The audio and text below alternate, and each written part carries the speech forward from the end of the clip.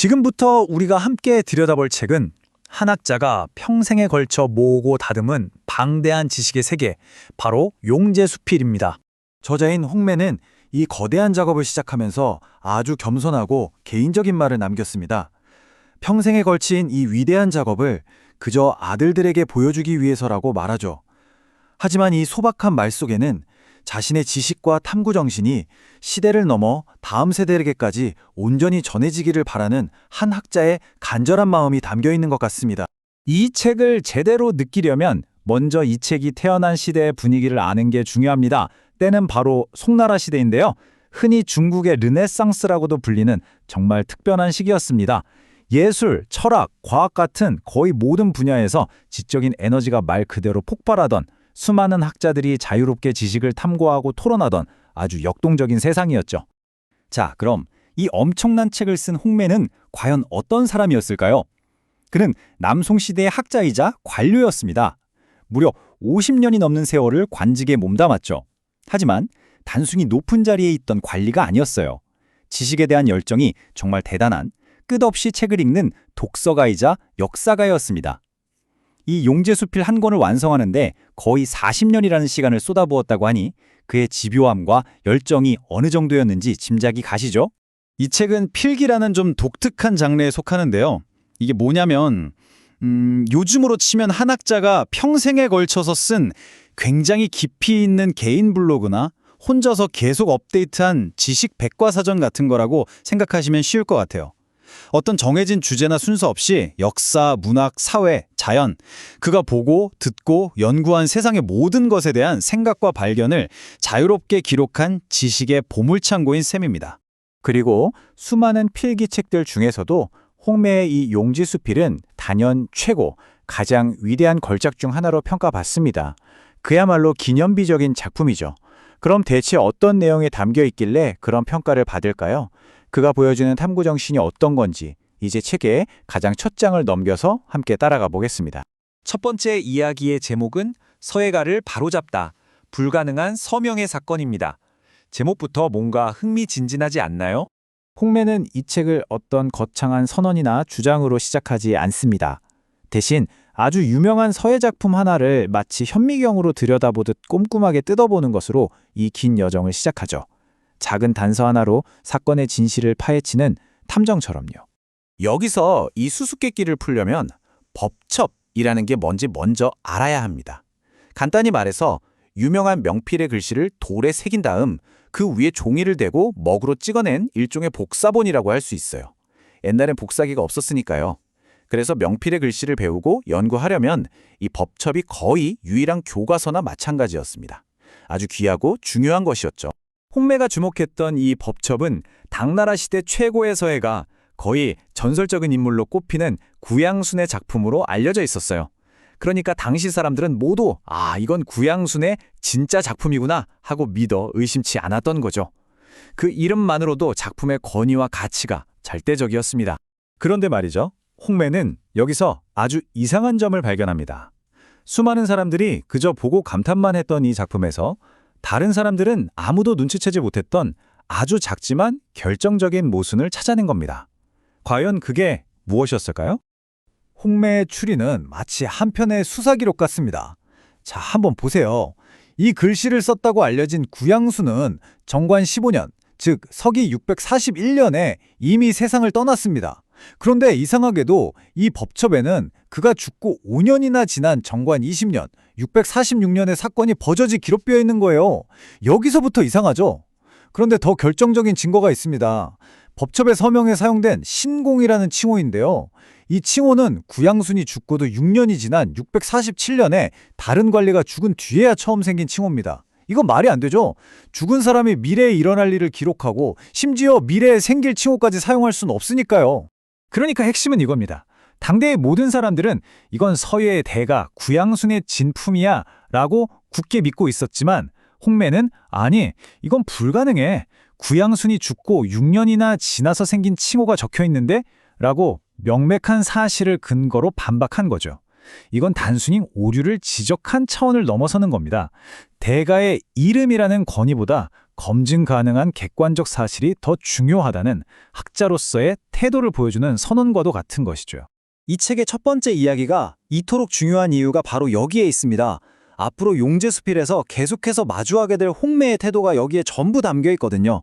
옛날부터 그랬다더라, 유명한 사람이 한 말이다, 이런 것들을 그냥 받아들이지 않는 겁니다. 반드시 증거를 찾고 논리적으로 따져서 사실관계를 확인하는 거죠. 이게 바로 이 책 전체를 꿰뚫는 핵심 정신입니다. 자, 그럼 홍매의 이런 탐구 방식이 다른 곳에서는 또 어떻게 발휘되는지 한번 볼까요? 이번에는 기념비적인 비석에 대한 논쟁입니다. 한 가문의 가계도에 얽힌 이야기예요. 이번에 홍매가 주목한 것은 당평만비라고 불리는 하나의 비석입니다. 조금 전에는 서재에 있을 법한 서예 작품이었잖아요. 이번엔 스케일이 훨씬 커졌습니다. 나라의 군사적 승리를 기념해서 모두가 볼 수 있도록 세워놓은 공식적인 역사의 기록물인 거죠. 그의 날카로운 시선이 이제는 국가의 기록으로까지 향하고 있는 겁니다. 이 비석은 조농이라는 한 장군의 뛰어난 공적을 칭송하는 내용이었어요.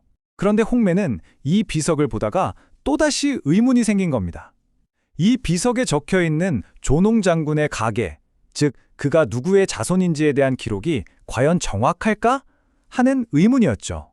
당시 사람들은 대부분 조농 장군이 유명한 문장가였던 조군원의 아들이라고 알고 있었어요. 그게 통념이었죠.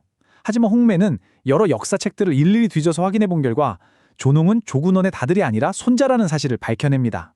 아들이냐 손자냐, 이게 뭐 그리 중요하냐고 생각할 수도 있지만 한번 생각해 보세요. 이건 나라에서 공식적으로 세운 기념비에 새겨진 역사적 사실이 틀렸다는 거잖아요. 이런 작은 균열 하나가 역사 기록의 신뢰도 전체를 흔들 수도 있는 거죠. 진실을 향한 홍매의 집요함이 다시 한번 돋보이는 부분입니다. 홍매가 남긴 이 말이 그의 학문적 신념을 가장 잘 보여주는 것 같습니다.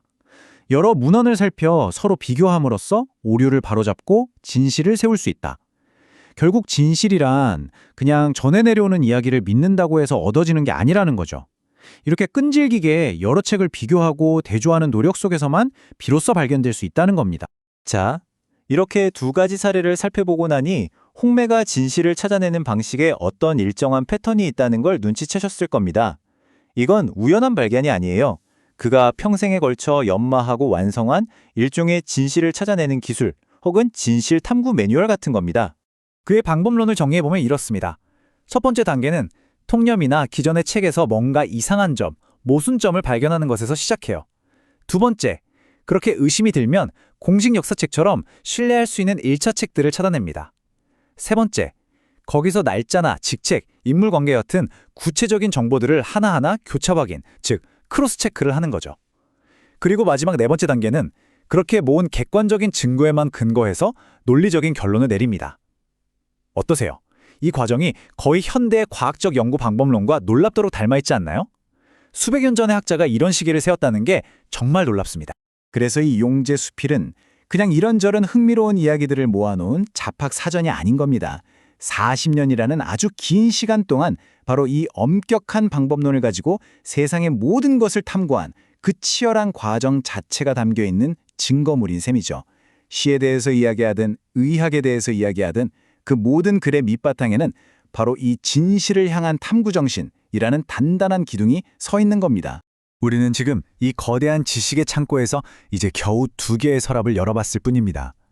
홍매는 우리가 본 이 똑같은 날카로운 시선과 엄격한 방법론으로 시, 의학, 군사전략, 심지어 궁중의 예법에 이르기까지 세상의 모든 것에 질문을 던집니다. 앞으로 펼쳐질 수많은 페이지들 속에서 그는 또 어떤 당연하게 여겨졌던 진실에 도전하게 될까요? 그 여정이 계속해서 궁금해집니다. 지금부터 함께 살펴볼 책은 송나라 시대의 대학자 홍매가 남긴 용재수필입니다. 그의 방대한 지식과 날카로운 통찰이 담겨 있는 아주 주목할 만한 기록이라고 할 수 있죠. 이 책은요, 처음부터 끝까지 하나의 주제로 쭉 이어지는 그런 이야기는 아닙니다. 저자인 홍매 스스로가 수필, 그러니까 붓이 가는 대로 쓴 글이라고 불렀거든요. 그의 머릿속에 있던 방대한 생각들, 세상을 관찰한 기록, 그리고 깊이 파고든 탐구의 조각들이 하나하나 모여서 만들어진 거대한 지성의 모자이크 같다고 할 수 있겠네요. 자, 그럼 이제 이 지적인 호기심이 가득한 서재의 문을 함께 열어볼까요? 홍매가 평생에 걸쳐 수집하고 기록해둔 몇 가지 흥미로운 주제들을 같이 한번 살펴보겠습니다. 그 첫 번째는요, 바로 우리 모두의 삶과 가장 가까이에 있는 말, 우리가 매일같이 사용하는 언어에 대한 이야기입니다. 홍매는 단순히 과거에 있었던 사실들을 나열하는 데서 그치지 않아요. 그는 인간의 삶 속으로 아주 깊숙이 파고들어서 윤리와 도덕의 문제를 탐구하는데요. 특히 해로운 말에 대한 그의 상세한 분석은 그 대표적인 예라고 할 수 있습니다. 우리가 보통 말 조심해라, 말하기 전에 생각해라 이런 충고를 많이 듣잖아요. 그런데 대체 무엇이 해로운 말을 만드는 걸까요? 어디까지가 그런 말에 해당하는 걸까요? 저자는 우리가 무심코 내뱉는 말들이 다른 사람에게 얼마나 큰 상처를 줄 수 있는지 그 잠재적인 위험성을 아주 상세한 목록으로 만들어서 보여줍니다. 이걸 통해 우리 스스로가 쓰는 말의 본질에 대해 깊이 생각해보게 만들죠. 그는 먼저 악구라는 용어의 정의부터 시작합니다. 글자 그대로 풀이하면 악한 입, 악한 말이라는 뜻인데요. 여기서 흥미로운 점은 홍매가 이 개념을 유학경전이 아니라 불교 경전인 대지도론에서 가져왔다는 사실입니다.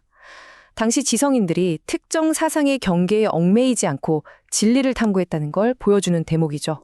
그리고 이 악구라는 개념은 앞으로 이어질 방대한 악한 말의 목록에 대한 철학적인 틀을 제공해 줍니다. 이어서 홍매는 무려 64가지나 되는 악한 말의 형태를 아주 구체적으로 하나하나 나열합니다. 이게 정말 놀라운데요. 말이 어떻게 사람에게 고통을 줄 수 있는지에 대한 그의 이해가 얼마나 상세하고 깊었는지를 보여주죠. 예를 들어 그냥 거친 욕설인 악매나 거짓말인 망어 같은 직접적인 것뿐만이 아니에요. 교묘하게 사람들 사이를 멀어지게 만드는 이간어라던가 듣기엔 좋을지 몰라도 결국엔 해가 되는 아첨의 말, 첨어 같은 미묘한 형태의 언어폭력까지 아주 세밀하게 분류하고 있습니다. 인간관계에서 일어날 수 있는 거의 모든 부정적인 언어 행위를 현미경으로 들여다보듯 깊이 통찰하고 있는 거죠. 그럼 이런 해로운 말을 사용하면 어떻게 될까요? 홍매는 그 결과에 대해서도 언급하는 걸 잊지 않습니다. 경전에서는 이런 말을 일삼는 사람들은 사후에, 즉 내세에서 굶주림과 목마름의 끔찍한 고통을 겪게 될 것이라고 서술되어 있다고 전합니다. 이건 단순한 비유가 아니라 당시 사람들에게는 실제적인 두려움으로 다가오는 아주 엄중한 경고였습니다. 그리고 이 항목의 마지막에서는 64가지 중에서도 특히나 더 무거운 죄업으로 간주되는 말들이 있다고 강조합니다. 이런 말들은 가장 혹독한 결과를 가져온다고 말이죠. 이 5가지 업보는 가장 심각한 것으로 이를 저지르는 자는 그 몸이 직접 해를 입게 될 것이다 라고 경고하면서요. 자, 그럼 이제 말에 대한 무거운 이야기는 잠시 접어두고 서재의 다른 쪽으로 한번 가볼까요? 이번에는 우리에게 아주 익숙한 한 명절에 얽힌 역사 속 수수께끼를 하나 풀어볼까 합니다. 우리가 알고 있는 것과는 전혀 다른 시기에 기념되었던 명절 이야기예요. 홍매는 여기서 아주 흥미로운 모순점을 하나 제시합니다. 여러분, 단오절 하면 언제가 떠오르세요? 당연히 여름, 음력 5월 5일이잖아요. 그런데 홍매가 당나라 시대의 문헌들을 살펴보니 글쎄 이 단오절이 가을, 즉 8월 5일에 있었다는 기록을 발견한 겁니다. 여름 축제가 아니라 가을 행사였던 거죠.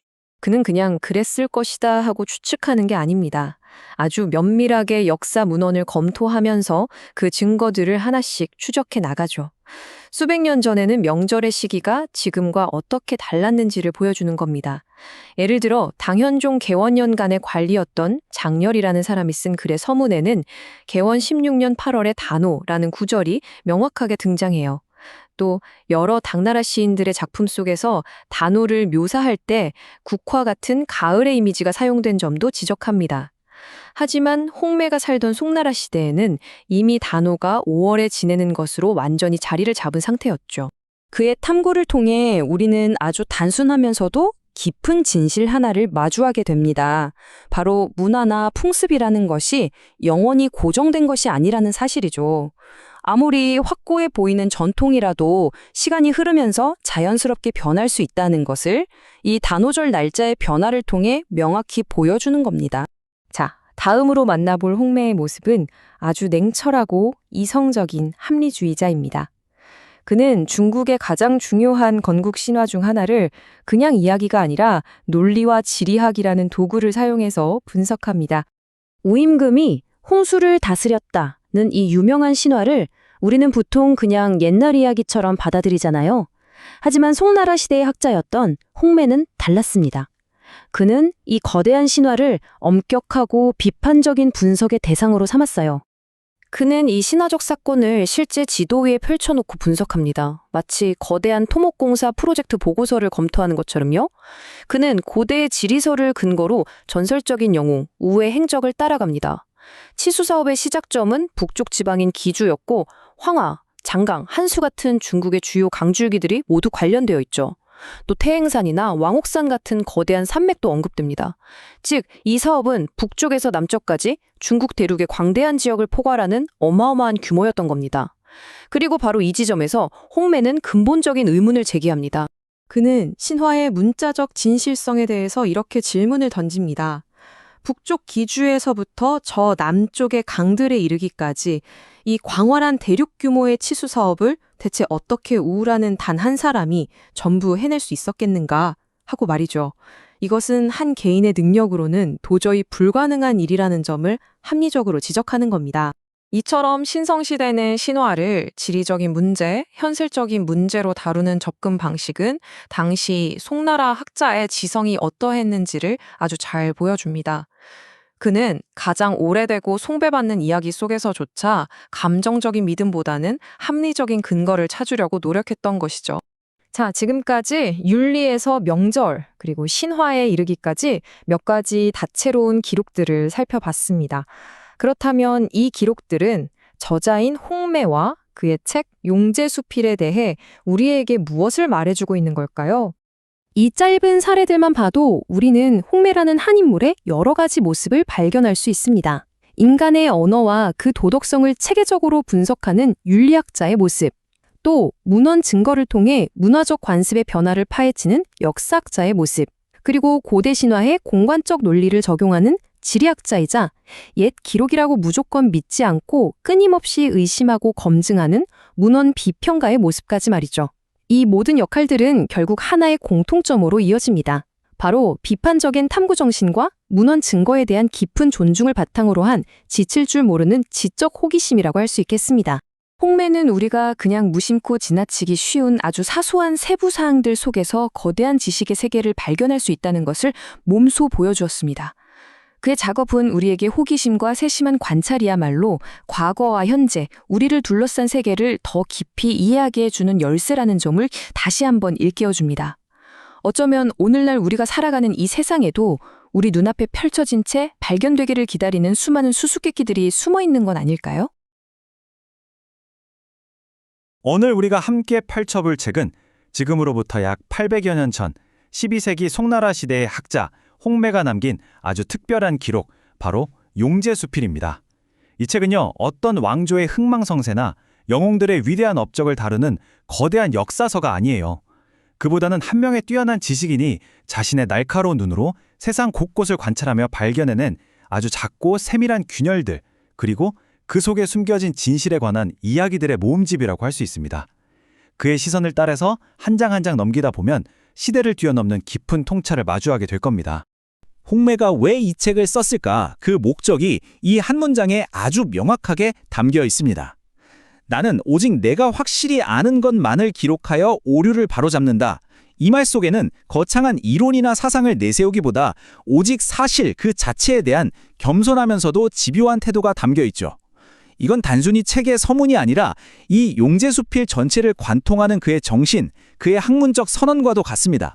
자, 바로 이 마음가짐을 기억하면서 그의 첫 번째 두루마리를 함께 펼쳐보겠습니다. 그가 수많은 세상의 이야기들 중에서 가장 먼저 기록하기로 마음먹은 주제는 과연 무엇이었을까요? 그의 탐구가 시작되는 바로 그 지점으로 우리도 함께 따라가 보시죠. 놀랍게도요, 이 책의 첫머리를 장식하는 건 어떤 국가적인 대업이나 영웅의 서사가 아니었습니다. 홍매는 하나의 예술작품을 마주하며 느꼈던 아주 조용하고 개인적인 생각으로 이야기의 문을 엽니다. 어쩌면 이것은 그의 관심이 어디에서부터 출발하는지, 그가 세상을 바라보는 방식이 어떠한지를 상징적으로 보여주는 것 같기도 합니다. 홍매의 시선이 머문 그 작품은 바로 서해의 대가 구양순의 글씨였습니다. 구양순이라는 인물은 당나라 시대를 대표하는 서예가인데요. 그의 글씨는 수백 년이 지난 송나라 시대에도 여전히 모든 학자들이 본받고 싶어하는 뭐랄까 하나의 절대적인 기준 같은 존재였어요. 그의 서체는 단순히 아름답기만 한 게 아니라 한 글자 한 글자에 깃든 힘과 균형, 그리고 엄격한 규칙과 법도를 보여주었기 때문에 예술인 동시에 학문의 경지로 평가받았습니다. 바로 이 페이지가 홍매가 구양순의 작품과 마주했던 그 경험을 기록한 부분인데요. 그는 이 글에서 단순히 작품을 감상하는 사람을 넘어서 아주 예리한 시선을 가진 비평가이자 또 꼼꼼한 역사가의 면모를 동시에 보여줍니다. 그의 기록을 읽다 보면 마치 우리가 그와 함께 그 오래된 서첩을 조심스럽게 펼쳐보는 듯한 생생함이 느껴지죠. 홍매의 분석 방식이 정말 흥미롭습니다. 그는 그냥 정말 훌륭한 작품이다 라고 한마디로 평가하고 끝내지 않아요. 우선 이 작품이 구양순이 도선이라는 사람에게 보낸 개인적인 편지라는 점, 그리고 산으로 여행을 떠나는 것에 대해 이야기하고 있다는 내용까지 파악합니다. 더 나아가서 이 작품이 원본이 아니라 돌에 새긴 글씨를 떠낸 탁본이고 심지어 편지의 뒷부분만 남아있다는 물리적인 상태까지 아주 세세하게 기록하죠. 그렇게 불완전한 형태임에도 불구하고 그는 그 속에서 구양순의 분놀림이 얼마나 힘차고 호방한지를 읽어냅니다. 특히 마음은 산을 그리워하니 이 슬픔을 이겨낼 수 없네 라는 구절을 콕 집어서 언급하면서 글씨에 담긴 작가의 애틋한 감정까지 포착해내죠. 이처럼 그는 예술을 깊이 감상하는 동시에 마치 하나의 사료를 분석하듯 객관적인 정보를 기록하는 역사가의 면모를 보여주고 있습니다. 예술 작품에 대한 개인적인 감상에서 출발했던 홍매의 날카로운 시선은요, 이제 좀 더 공적인 역사, 그러니까 모두가 그렇다고 알고 있던 이야기로 향합니다. 그는 한 유명한 기념비를 조사하면서 그동안 사람들이 당연하게 여겼던 그 기념비에 얽힌 이야기에 아주 근본적인 의문을 제기하기 시작합니다. 홍매가 주목한 것은 당나라 시대의 군사적 승리를 기념하기 위해 세워진 어느 석비였습니다. 당시 사람들 사이에서는 이 비석이 익주라는 곳에 있고 위고라는 아주 유명한 장군이 세운 것이라고 널리 알려져 있었어요. 일종의 통설이었던 거죠. 하지만 홍매는 다들 그렇게 말하니까 하고 넘어가지 않습니다. 직접 조사를 시작하죠. 그리고 마침내 공식 역사 기록을 통해서 이 통념이 여러 면에서 사실과 다르다는 걸 밝혀냅니다. 비석의 실제 위치는 익주가 아니라 융주였고요. 이 공을 세운 인물 역시 위고 장군이 아니라 양조라는 이름의 관리였습니다. 사람들의 입에서 입으로 전해지던 이야기와 국가가 공식적으로 남긴 기록 사이에 이렇게 큰 차이가 있었던 겁니다. 이것이 바로 홍매가 진실을 증명하는 방식입니다. 그는 그냥 내 생각에는 이렇다라고 주장하는 데서 그치지 않고 누구도 반박할 수 없는 결정적인 증거, 요즘 말로 하면 스모킹건을 제시합니다. 그게 바로 국가에서 편찬한 공식 역사서인 신당서의 한 구절을 직접 인용하는 것이죠. 이 기록을 통해서 그는 위고 장군에 대한 이야기는 사실에 근거하지 않은 전설 같은 것이고 실제 역사는 양조라는 인물에 의해 이루어졌음을 명확하게 증명해냅니다. 자, 이 두 번째 기록을 통해서 우리는 홍매가 단순히 흥미로운 옛날 이야기를 수집하는 사람이 아니라는 걸 확실히 알 수 있습니다. 그는 사실과 허구를 구분하기 위해 끊임없이 노력하는 아주 엄격한 역사가였던 거죠.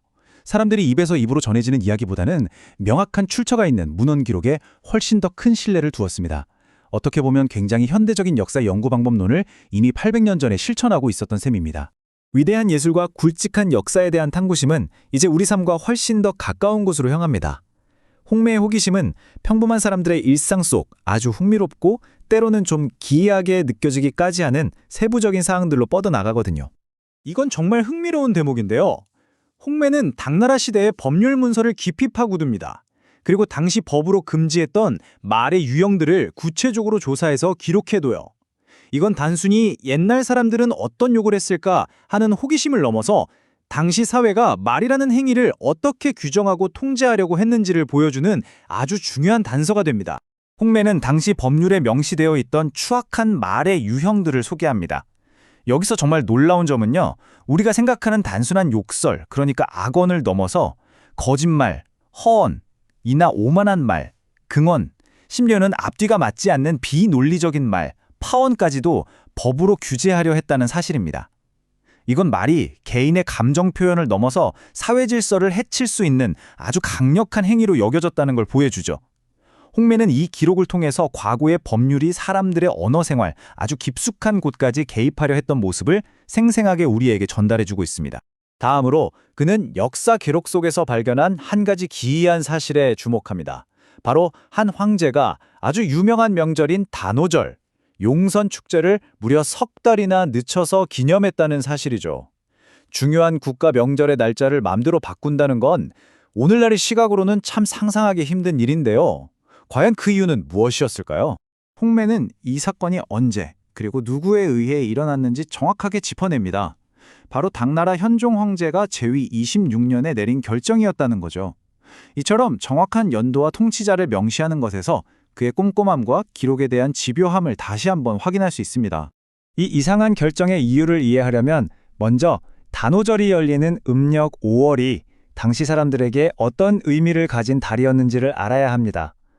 고대 중국에서 5월은 전통적으로 그리 좋지 않은 달, 이른바 악월로 인식되었어요. 날씨가 갑자기 더워지고 습해지면서 전염병이 돌기 쉬운 계절이었기 때문에 사람들은 5월을 불길하고 위험한 시기로 여겼던 겁니다. 홍매의 설명은 아주 간단하고 또 논리적입니다. 현종 황제의 생일이 길한 달로 여겨지는 8월이었기 때문이라는 거죠. 그러니까 황제는 불길한 기운이 가득하다고 여겨졌던 5월을 피하고 자신의 생일이 있는 경사스러운 8월에 단오절 행사를 합쳐서 더욱 성대하게 기념하고 싶었던 겁니다. 이는 국가의 중요한 관습마저도 군주의 개인적인 권위 아래에서 바뀔 수 있었던 시대의 한 단면을 보여주는 아주 흥미로운 사례라고 할 수 있겠습니다. 자, 지금까지 살펴본 이 첫 몇 가지 기록들은요, 단순히 흥미로운 사실들을 이것저것 모아놓은 것이 아닙니다. 이 기록들 뒤에는 그것들을 발견하고 분석하고 정리한 한 학자의 아주 체계적인 정신과 그만의 방법론이 숨어 있습니다. 서예 작품에서부터 역사 기념비, 그리고 일상의 풍습에 이르기까지 다양한 주제를 다루면서도 우리는 홍매에게서 일관된 학문적 방법론이 드러나는 것을 볼 수 있습니다. 먼저 이거 좀 이상한데? 하고 호기심을 갖거나 기존의 이야기와 다른 점을 발견하죠. 그러면 그 다음엔 반드시 관련된 원본 기록을 찾아 철저하게 조사합니다. 그리고는 논리적으로 분석해서 결론을 내리고 마지막으로 그 모든 과정을 다른 사람들도 알 수 있도록 정확하고 명료하게 기록으로 남기는 것. 이것이 바로 홍매가 진실에 접근하는 방식이었습니다. 결국 그의 책 용제수필은 한 시대에 흩어져 있던 지식들을 모으고 세상에 퍼져 있던 잘못된 통념들을 바로잡으며 인간 세상의 다양한 모습을 아주 세심하게 관찰한 결과물이라고 할 수 있습니다. 그의 작업은 우리에게 이런 메시지를 던져주는 것 같아요. 어떤 작은 세부사항이라도 깊이 탐구할 가치가 있고 모두가 당연하게 받아들이는 이야기라도 한 번쯤은 의심해 볼 필요가 있으며 그 어떤 지식도 시간 속에 그냥 잊혀서는 안 된다는 그런 강력한 메시지 말이죠. 800여 년 전 한 학자가 남긴 이 기록은 오늘을 살아가는 우리에게 시간을 뛰어넘는 질문을 하나 남깁니다. 지금 우리가 절대적인 진실이라고 믿고 있는 것들 중 과연 무엇이 먼 미래의 또 다른 홍매에 의해 다시 검증되고 재해석될까요? 이 책은 우리에게 세상을 좀 더 자세히 들여다보고 더 많이 질문하며 이해를 향한 탐구를 결코 멈추지 말라고 조용히 하지만 힘주어 격려하는 듯합니다. 송나라 시대의 학자 홍매의 눈을 통해 그 시대를 다시 한번 들여다봅니다.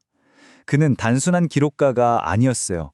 당대 사회와 그 속을 살아가는 사람들을 아주 날카롭게 꿰뚫어본 관찰자였죠. 지금부터 그의 책 용제수필이 우리에게 보여주는 송나라 시대의 생생한 단면들 속으로 함께 걸어 들어가 보겠습니다. 홍매는 단호하게 말합니다. 야사는 믿을 수 없다.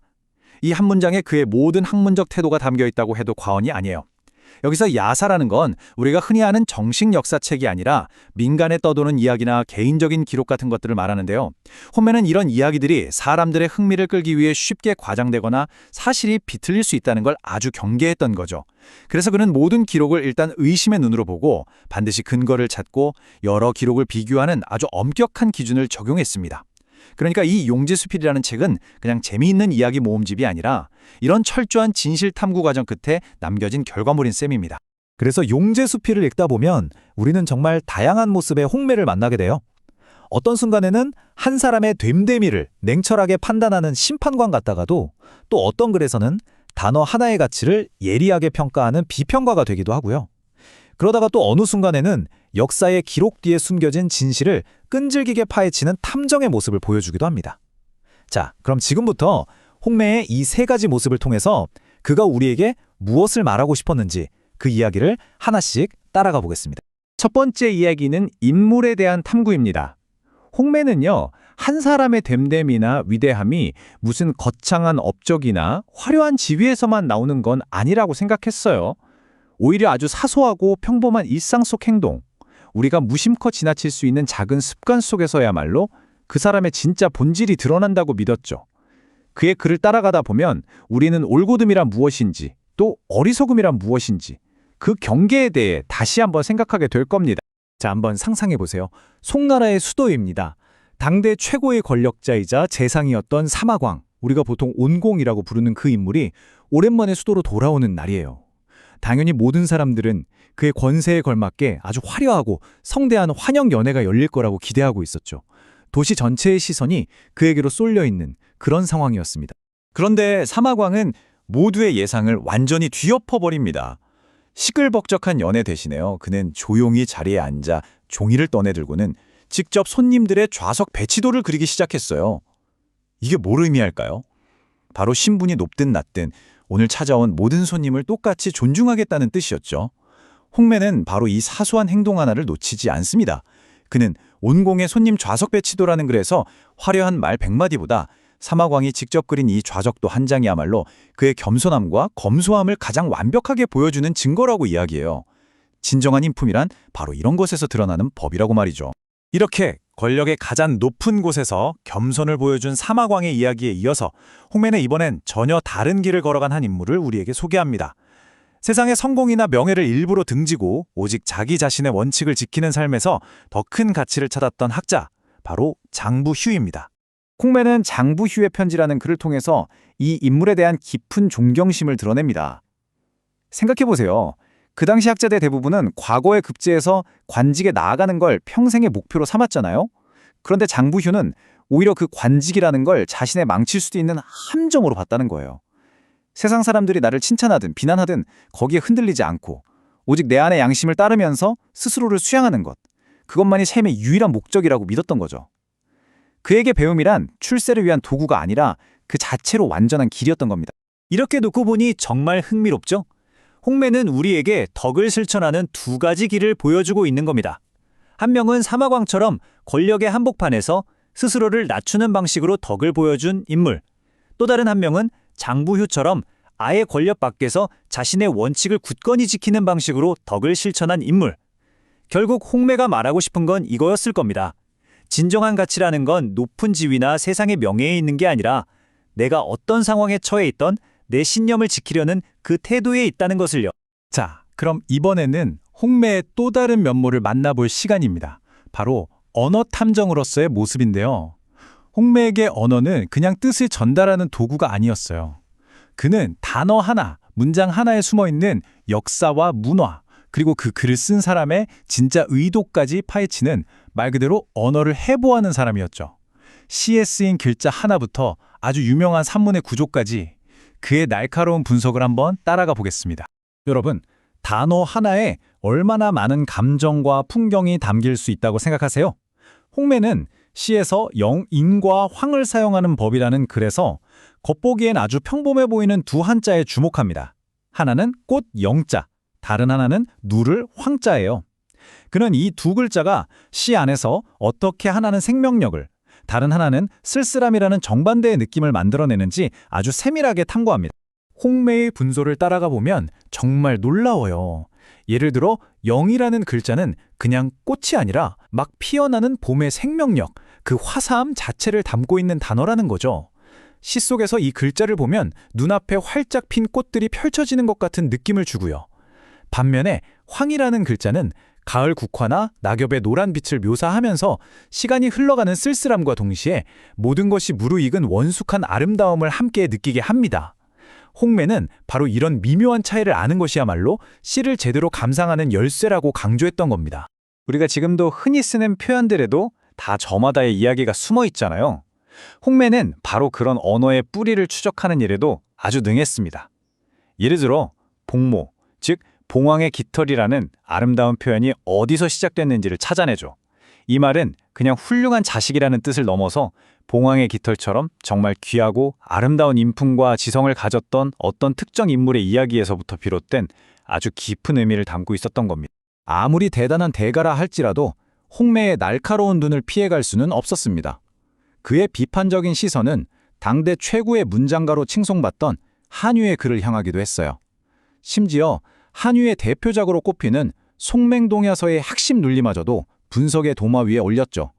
그 어떤 권위 앞에서도 그의 학문적인 탐구는 결코 멈추는 법이 없었습니다. 한유의 글은 이런 내용이에요. 세상의 모든 사물은 평온함을 잃으면 소리를 낸다. 즉, 억울하거나 부당한 일을 당하면 운다는 거죠. 굉장히 시적인 주장인데 여기서 홍매는 잠깐만요 하고 제동을 겁니다. 그러면서 이렇게 지적하죠. 계절이 바뀔 때 나는 소리나 물이 흐르는 소리는 부당해서 우는 게 아니라 그냥 자연스러운 현상이지 않습니까? 즉, 한유의 주장이 모든 것에 적용되는 보편적인 진리는 아니며 감동을 주기 위한 문학적 장치에 가깝다고 비판한 겁니다. 대가의 글이라도 맹목적으로 받아들이지 않고 그 논리의 허점을 찾아내는 것, 이것이야말로 진리를 향한 홍매의 순수한 열정을 보여주는 대목이라고 할 수 있겠죠. 이렇게 단어 하나, 문장 하나도 그냥 넘어가지 않는 홍매의 꼼꼼함은 당연히 역사 기록을 볼 때도 그대로 발휘됩니다. 이것이 바로 세 번째 주제, 역사가로서의 홍매입니다. 그는 마치 저울 위에 사실과 허구를 하나씩 올려놓고 어느 쪽으로 기우는지 신중하게 무게를 재는 것처럼 오랜 세월 전에 내려온 기록 속의 오류들을 바로잡기 위해 끊임없이 노력했습니다. 맨 처음에 언급했던 그의 경고, 야사는 믿을 수 없다는 말로 다시 돌아가 보죠. 홍매는 도대체 왜 그렇게 회의적이었을까요? 그는 특히 권력을 가진 사람들에 대한 이야기가 대중의 입에 오르내리면서 얼마나 쉽게 부풀려지고 각색되는지를 정확히 알고 있었습니다. 예를 들면 이런 거죠. 어떤 장군이 작은 전투에서 이긴 것이 시간이 지나면서 나라를 구한 엄청난 대승리로 둔갑하고 어떤 관리가 저지른 사소한 실수가 역모를 꾸미려 했다는 식으로 왜곡되는 겁니다. 홍매는 이런 극적인 이야기들이 사람들의 귀는 즐겁게 할지 몰라도 결국 진실을 가리는 장막이 된다고 생각했습니다. 그의 이런 세밀한 역사 연구는 주와 군의 명칭 같은 글에서 잘 드러납니다. 사실 이런 행정구역 명칭이 어떻게 변했는지를 따지는 건 솔직히 좀 지루하게 들릴 수도 있죠. 하지만 이게 왜 중요하냐면요. 홍매는 당시 사람들이 이 명칭들을 헷갈려서 쓰다 보니 당나라 시대의 지방 통치 시스템 전체를 오해하게 되는 원인이 된다는 걸 간파했던 겁니다. 그는 정확한 용어를 바로잡는 사소해 보이는 작업을 통해서 과거 시대의 모습을 훨씬 더 선명하게 복원할 수 있다고 믿었던 거죠. 중국 역사를 이해할 때 반드시 알아야 할 아주 독특한 문화가 하나 있습니다. 바로 피휘라는 관습인데요. 간단히 말해 황제나 조상처럼 존경하는 사람의 이름에 들어가는 글자를 사용하지 않는 거예요. 예를 들어 만약 황제의 이름이 산이라면 공식 문서에 높은 산이라고 써야 할 때 산자를 피해서 높은 봉우리처럼 비슷한 뜻의 다른 글자로 바꿔 써야 했습니다. 이 규칙을 모르면 옛날 기록을 읽다가 전혀 엉뚱한 해석을 하게 될 수도 있겠죠. 자, 이제 홍매가 이 피휘라는 지식을 가지고 어떻게 역사 탐정처럼 활약하는지 한번 보시죠. 그는 이 피휘를 마치 범죄 현장에 남은 문화적 지문처럼 활용해서 역사 속의 미스터리를 풀어냅니다. 그는 후촉과 당나라의 피휘라는 글에서 이 규칙을 단서 삼아 어떤 기록이 진짜이고 어떤 기록이 가짜인지를 판별해내요. 정말 퍼즐의 잃어버린 조각을 찾아내는 것 같지 않나요? 그의 추리 과정은 이렇습니다. 첫째, 홍매가 후초 강국에 대한 기록들을 보다가 뭔가 앞뒤가 안 맞는 문제를 발견합니다. 둘째, 자세히 들여다보니 이상하게 특정 글자들만 계속 다른 글자로 바뀌어 쓰인 단서를 찾아내죠. 셋째, 그는 마침내 그 변형된 글자들이 바로 당시 후초광의 이름에 들어가는 글자들이라는 사실을 연결해냅니다. 그리고 넷째, 이 발견을 통해 이 기록이 진짜라는 걸 증명하고 나아가 후촉이라는 나라가 당나라의 피휘 문화를 따랐다는 역사적 사실까지 밝혀내는 결론에 도달하는 거죠. 이처럼 그 시대 문화에 대한 깊은 이해가 그의 학문적 도구를 얼마나 날카롭게 만들었는지 잘 보여주는 사례입니다. 지금까지는 좀 진지한 이야기들을 나눠봤는데요. 자, 이제 마지막으로 홍매의 수집 목록에 담긴 좀 더 신기하고 재미있는 이야기들을 만나볼 시간입니다. 당시 사람들의 평범한 일상과 그들의 믿음, 즉, 그 시대의 세계관을 엿볼 수 있는 흥미로운 기록들이죠. 평범한 삶과 비범한 상상력이 어떻게 함께 존재했는지를 보여주는 이야기들입니다. 여러분, 재채기를 하면 누가 내 욕하나? 이런 생각 해본 적 있으시죠? 아주 보편적인 경험인데요. 놀랍게도 송나라 시대에도 비슷한 믿음이 있었습니다. 재채기를 하면 누군가 자기 얘기를 하고 있다는 징조로 여겼다는 거죠. 홍매는 이처럼 아주 사소해 보이는 민간의 미신까지도 놓치지 않고 기록에 남겨서 오늘날 우리가 그 시대 사람들의 생각을 생생하게 엿볼 수 있게 해주었습니다. 홍매의 기록들을 보면 마치 타임캡슐을 여는 것 같아요. 시간 속에 잊힐 뻔했던 흥미로운 이야기 조각들이 가득하거든요. 예를 들면 밀장이라는 특정 곤충을 부르던 이상한 속어도 있고요. 돈을 직접적으로 말하기 좀 그래서 아도라고 돌려 말하던 옛 표현도 있습니다. 심지어 소를 키우는 집에 쌀을 세금으로 거뒀던 소쌀이라는 기묘한 세금 제도에 대한 기록까지 있죠. 그의 이런 세심한 기록이 아니었다면 우리는 이런 과거의 모습을 영원히 알 수 없었을 겁니다. 자, 이제 땅의 이야기에서 눈을 들어서 저 광활한 밤하늘의 이야기로 넘어가 보겠습니다. 송나라 사람들의 상상력을 사로잡고 때로는 두려움에 떨게 만들었던 아주 웅장한 점성술 이야기, 귀수가 강을 건너다입니다. 그 시대 사람들은 밤하늘에 있는 귀수라는 별자리가 은하수를 건너는 것처럼 보이는 현상을 아주 중요한 징조로 생각했어요. 이게 약 70년에 한 번 정도만 볼 수 있는 아주 드문 현상이라고 믿었기 때문에 이 현상이 나타나면 지상에 아주 큰 변화나 재앙이 닥칠 거라고 여겼던 거죠. 홍매는 이 현상이 실제로 관측되었던 구체적인 사례들을 자신의 책에 기록으로 남겼습니다. 홍매는 이 우주적인 사건을 둘러싼 사람들의 깊은 믿음과 여러 풍속에도 주목합니다. 예를 들어 귀수가 강을 건너는 그날 밤에는 여인들이 집 밖으로 나오지 못하게 했다는 기록이 있어요. 왜냐하면 귀신들이 강을 건너는 불길한 순간이기 때문이라는 믿음 때문이었죠. 사람들은 경외심과 두려움이 뒤섞인 마음으로 밤하늘을 지켜보며 여러 의식을 치렀습니다. 이처럼 그들에게 하늘의 움직임은 땅에서의 삶과 결코 분리될 수 없는 아주 밀접하게 연결된 것이었습니다. 용제수필을 읽고 나면 이런 질문을 스스로에게 던지게 됩니다. 과거를 이해할 때 우리는 과연 역사와 믿음 그리고 신화 사이의 경계선을 어디에 그어야 할까? 홍매는 우리에게 명확한 답을 주지는 않아요. 그 대신 그는 과거 사람들이 살았던 그 세계를 있는 그대로 우리 눈앞에 펼쳐 보여줍니다. 손님 한 들자리 하나에 한 사람의 인품이 고스란히 담겨 있고 글자 하나가 계절의 풍경을 품고 있으며 밤하늘 별들의 움직임이 인간의 운명을 좌우한다고 믿었던 바로 그 생생했던 세계의 모습을 말입니다. 오늘 우리가 함께 살펴볼 책은 송나라 시대의 학자 홍매가 쓴 용제수필입니다.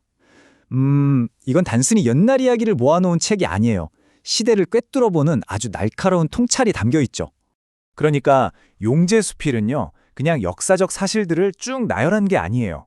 오히려 홍매라는 학자가 과거라는 거대한 실험실에서 현재를 이해하기 위해 역사를 해부하는 것과 같다고 볼 수 있습니다. 지도자들이 어떻게 등장하고 거대한 제국은 왜 무너지는지, 그리고 과연 진정한 인품이란 뭘까? 이런 근본적인 질문들을 던지는 거죠. 역사를 통해서 시대를 초월하는 인간 본성의 패턴을 읽어내려고 한 겁니다. 자, 그럼 먼저 홍매가 생각했던 이상적인 통치는 과연 어떤 모습이었을까요? 그걸 한번 따라가 보죠. 그는 지혜와 앞을 내다보는 눈을 가졌던 역사 속 인물들을 통해서 그 이상적인 모습을 우리에게 보여줍니다. 그 첫 번째 인물로 홍매가 주목한 사람은 바로 김일제입니다. 이 사람의 삶을 따라가다 보면요, 정말 파란만장 그 자체인데, 홍매는 이 삶을 통해서 흔들리지 않는 인격이란 게 뭔지 그 전형을 보여주라고 했던 것 같아요. 하나의 완벽한 사례 연구 같달까요? 여기서 흉노는 당시 한나라 북쪽에 있던 아주 강력한 유목민족 연합체였잖아요. 그러니까 말하자면 적대국의 왕자였던 사람이 어떻게 한나라 황제에게서 가장 깊은 신뢰를 받는 인물이 될 수 있었을까요? 정말 신기하지 않나요? 홍매는 바로 이 지점에서 모든 걸 뛰어넘는 인격의 힘을 발견한 겁니다. 홍매는 우리에게 말하는 것 같아요. 이 김일제의 극적인 삶을 그냥 운이 좋았다고, 우연이라고 생각하지 말라고요. 왕자에서 노예로, 그리고 다시 제국의 최고 권력자가 되기까지의 이 여정은 결국 상황이 아니라 사람이 운명을 만든다는 걸 보여주는 거죠. 한번 상상해 보세요. 왕자로 태어나서 모든 걸 누리던 소년이 하루아침에 포로가 돼서 말똥이나 치우게 됐을 때 그 심정이 어땠을까요? 아마 대부분은 절망에 빠지거나 분노에 휩싸였을 거예요. 그런데 김일제는 달랐습니다. 그 비천한 자리에서도 자기 본분을 묵묵히 다하면서 품위를 잃지 않았죠. 바로 그 태도가 황제의 눈에 들어온 겁니다. 홍매는 이걸 보고 아, 이게 바로 타고난 덕성이구나. 아무리 어려운 환경에 처해도 결국에는 빛을 발해서 마침내 가장 높은 수준의 신뢰를 얻게 되는 과정이 바로 이런 거구나 하고 해석한 거죠. 홍매가 특히나 강조해서 이야기하는 일화가 바로 이 대목입니다. 이건 성인의 통치란 무엇인가? 그 핵심을 아주 날카롭게 보여주거든요. 자기 아들이 황제의 총애만 믿고 좀 방자하게 행동하니까 김일제는 이게 나중에 가문과 국가에 더 큰 화를 불러올 거라고 걱정한 거예요. 그래서 결국 아들을 처단합니다. 한번 생각해보세요. 개인적인 성과 공적인 책임 사이에서 이게 얼마나 고통스러운 선택이었을까요? 하지만 홍매는 바로 이 냉정하다 싶을 만큼 엄격한 결단 속에서 이상적인 지도자의 덕목을 발견한 겁니다. 사사로운 감정을 넘어서는 공정한 법의 집행, 그리고 개인의 슬픔보다 더 큰 선, 즉 공동체의 안녕을 위한 헌신, 바로 그거죠. 자, 그러니까 여기서 진짜 중요한 포인트가 나옵니다. 홍매가 말하는 성인의 길이라는 건요, 단순히 머리가 좋고 전략을 잘 짜는 그런 이야기가 아니라는 거예요. 그보다 훨씬 더 근본적인 것, 어떤 상황에서도 흔들리지 않는 단단한 인격의 힘에 대한 이야기입니다. 모든 신뢰는 바로 이 인격의 힘에서 나오는 거고, 안정적인 통치 역시 그 신뢰 위에서만 가능하다. 이게 홍매의 생각인 거죠. 자, 이렇게 이상적인 모습을 봤으니까 이제는 동전의 뒷면을 볼 차례입니다. 시선을 돌려서 권력과 야망이 인간을 어떻게 망가뜨릴 수 있는지, 여기에 대한 홍매의 경고에도 한번 귀를 기울여 보죠. 빛이 있으면 그림자가 있는 법이니까요. 역사는 위대한 인물들의 이야기와 함께 비참하게 몰락한 인물들의 이야기도 함께 기록하고 있습니다. 그런데 말이죠. 야망이 지혜를 이겨버리면 그때는 어떤 일이 벌어질까요? 홍매는 이 질문에 답하기 위해서 덕망 높은 인물들, 바로 옆에 우리에게 경고를 던지는 인물들을 나란히 세워둡니다. 김일제와 정말 극명한 대조를 이루는 인물이 바로 상관걸이라는 사람이에요. 이 두 사람은 같은 황제에게 발탁돼서 똑같이 섭정의 자리에 올랐습니다. 그러니까 출발선은 완전히 같았던 거죠. 그런데 왜 이 두 사람의 운명은 하늘과 땅 차이로 갈라졌을까요? 홍매는 이 상관걸이라는 인물을 김일제의 거울 이미지처럼 우리에게 보여줍니다. 한 명이 충성을 보였던 그 자리에서 다른 한 명은 음모를 꾸몄던 거죠. 상관걸은 자기 손녀를 황후로 만들어서 권력을 혼자 독차지하려는 그런 사적인 욕심에 눈이 멀었습니다. 결국 황제를 몰아내려는 영모까지 꾸미게 되고요. 이건 권력에 가장 가까운 곳에 있다는 그 자리가 얼마나 그 사람의 본질을 시험하는 위태로운 무대가 될 수 있는지를 아주 명확하게 보여주는 사례입니다. 똑같은 출발선을 섰지만 전혀 다른 길을 걸었고 결국 파멸과 영광이라는 정반대의 결말을 맞이한 거죠. 결국 탐욕에서 비롯된 단 한 번의 잘못된 판단이 그의 모든 것을 무너뜨린 겁니다. 상관걸의 이야기는요, 야망이라는 독이 어떻게 서서히 한 사람을 그리고 한 가문을 잠식해 나갔는지 그 과정을 생생하게 보여줍니다. 자신의 가문의 권력을 더 단단하게 만들고 싶다는 그 욕심이 아이러니하게도 그 가문 전체를 완전히 파괴하는 비극으로 끝난 거예요. 홍매는 역사를 통해 우리에게 말하고 있는 거죠. 권력 그 자체는 선하지도 악하지도 않다고, 다만 그 권력을 다루는 사람의 마음에 따라서 그 결과가 완전히 달라진다고 말입니다. 이것 마치 아주 날카로운 칼 같아요. 의사가 들면 생명을 구하지만 강도가 들면 생명을 해치는 흉기가 되는 것처럼.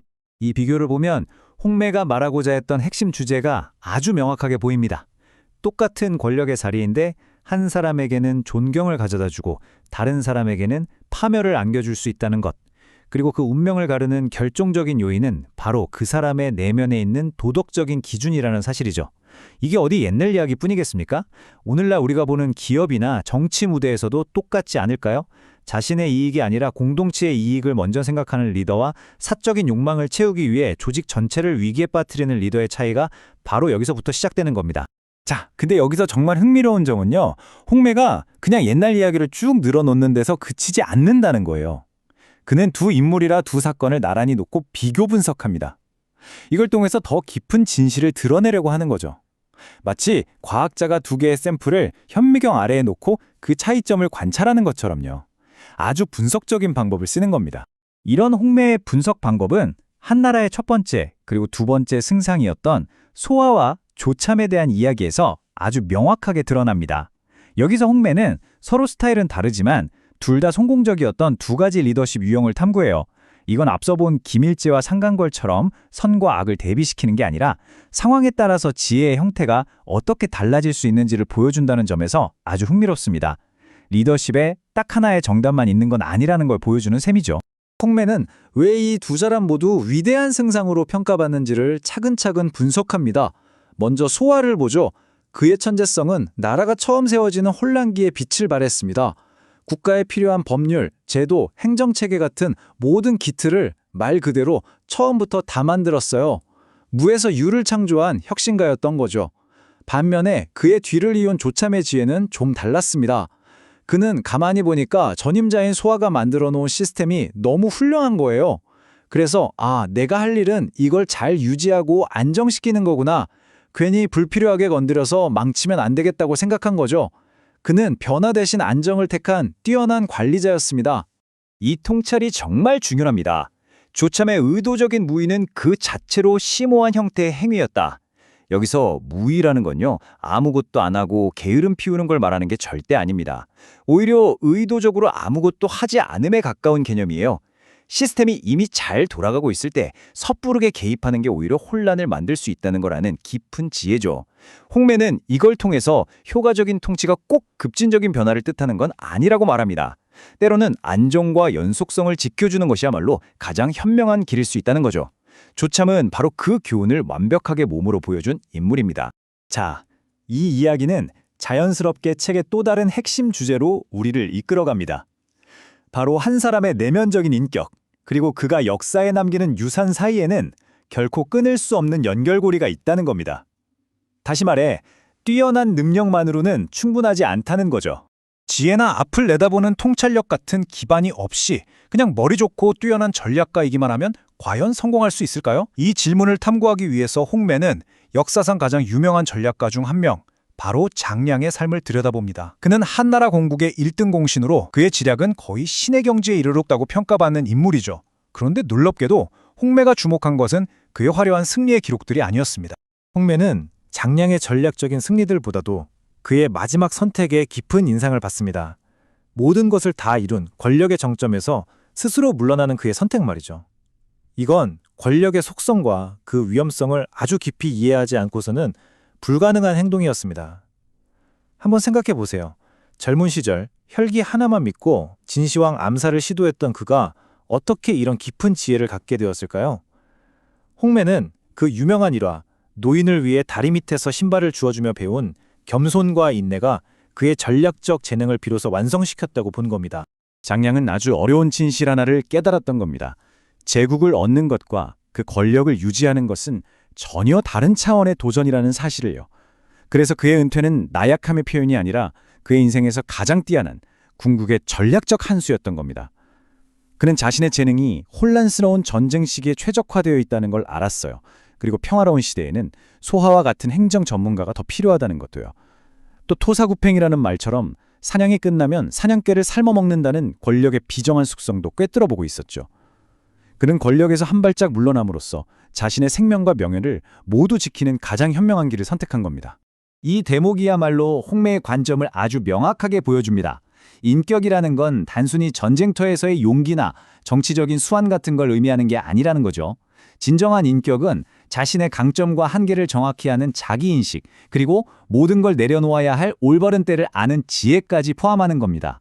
성공을 손해주는 능력도 대단하지만 어쩌면 그 성공에 집착하지 않고 물러설 줄 아는 용기가 더 큰 지혜일 수 있다. 이런 메시지를 던지고 있는 거죠. 자, 그렇다면 지금까지 살펴본 이 여러 역사 속 사례들을 통해서 우리가 뭘 얻을 수 있을까요?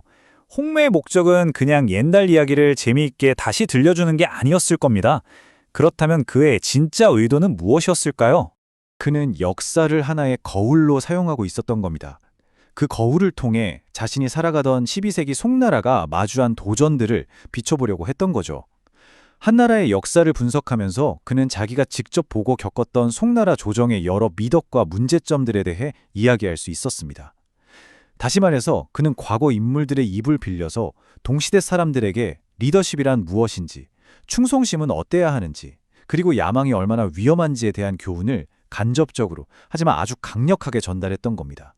아마도 직접적인 비판이 위험했던 시대에 한 지식인이 택할 수 있었던 가장 지혜로운 방법이었을 겁니다. 바로 이 지점이 이 책의 오늘날까지도 힘을 갖는 이유입니다. 홍매는 이런 말을 하죠. 1000년 전의 사건은 저 멀리 있는 구름 같은 게 아니다. 그 패턴은 오늘날 인간의 마음속에서도 똑같이 반복된다. 그는 왕조가 바뀌고 기술이 발전해도 인간 본성의 근본적인 모습들, 즉 지혜를 향한 우리의 능력과 탐욕 앞에 쉽게 무너지는 우리의 취약성은 변하지 않는다고 믿었던 겁니다. 역사는 결국 끊임없이 반복되는 인간 드라마의 거대한 무대와도 같다는 거죠.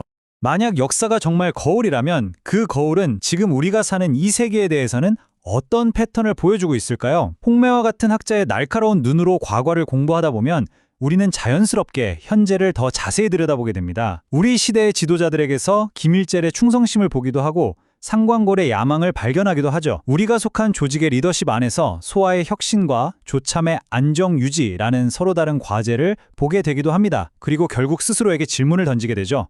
오늘날 우리에게 무엇이 진정으로 지속 가능한 리더십이고 올바른 인격인가? 역사는 먼 과거의 이야기가 아니라 바로 지금 우리 자신을 비추는 거울입니다.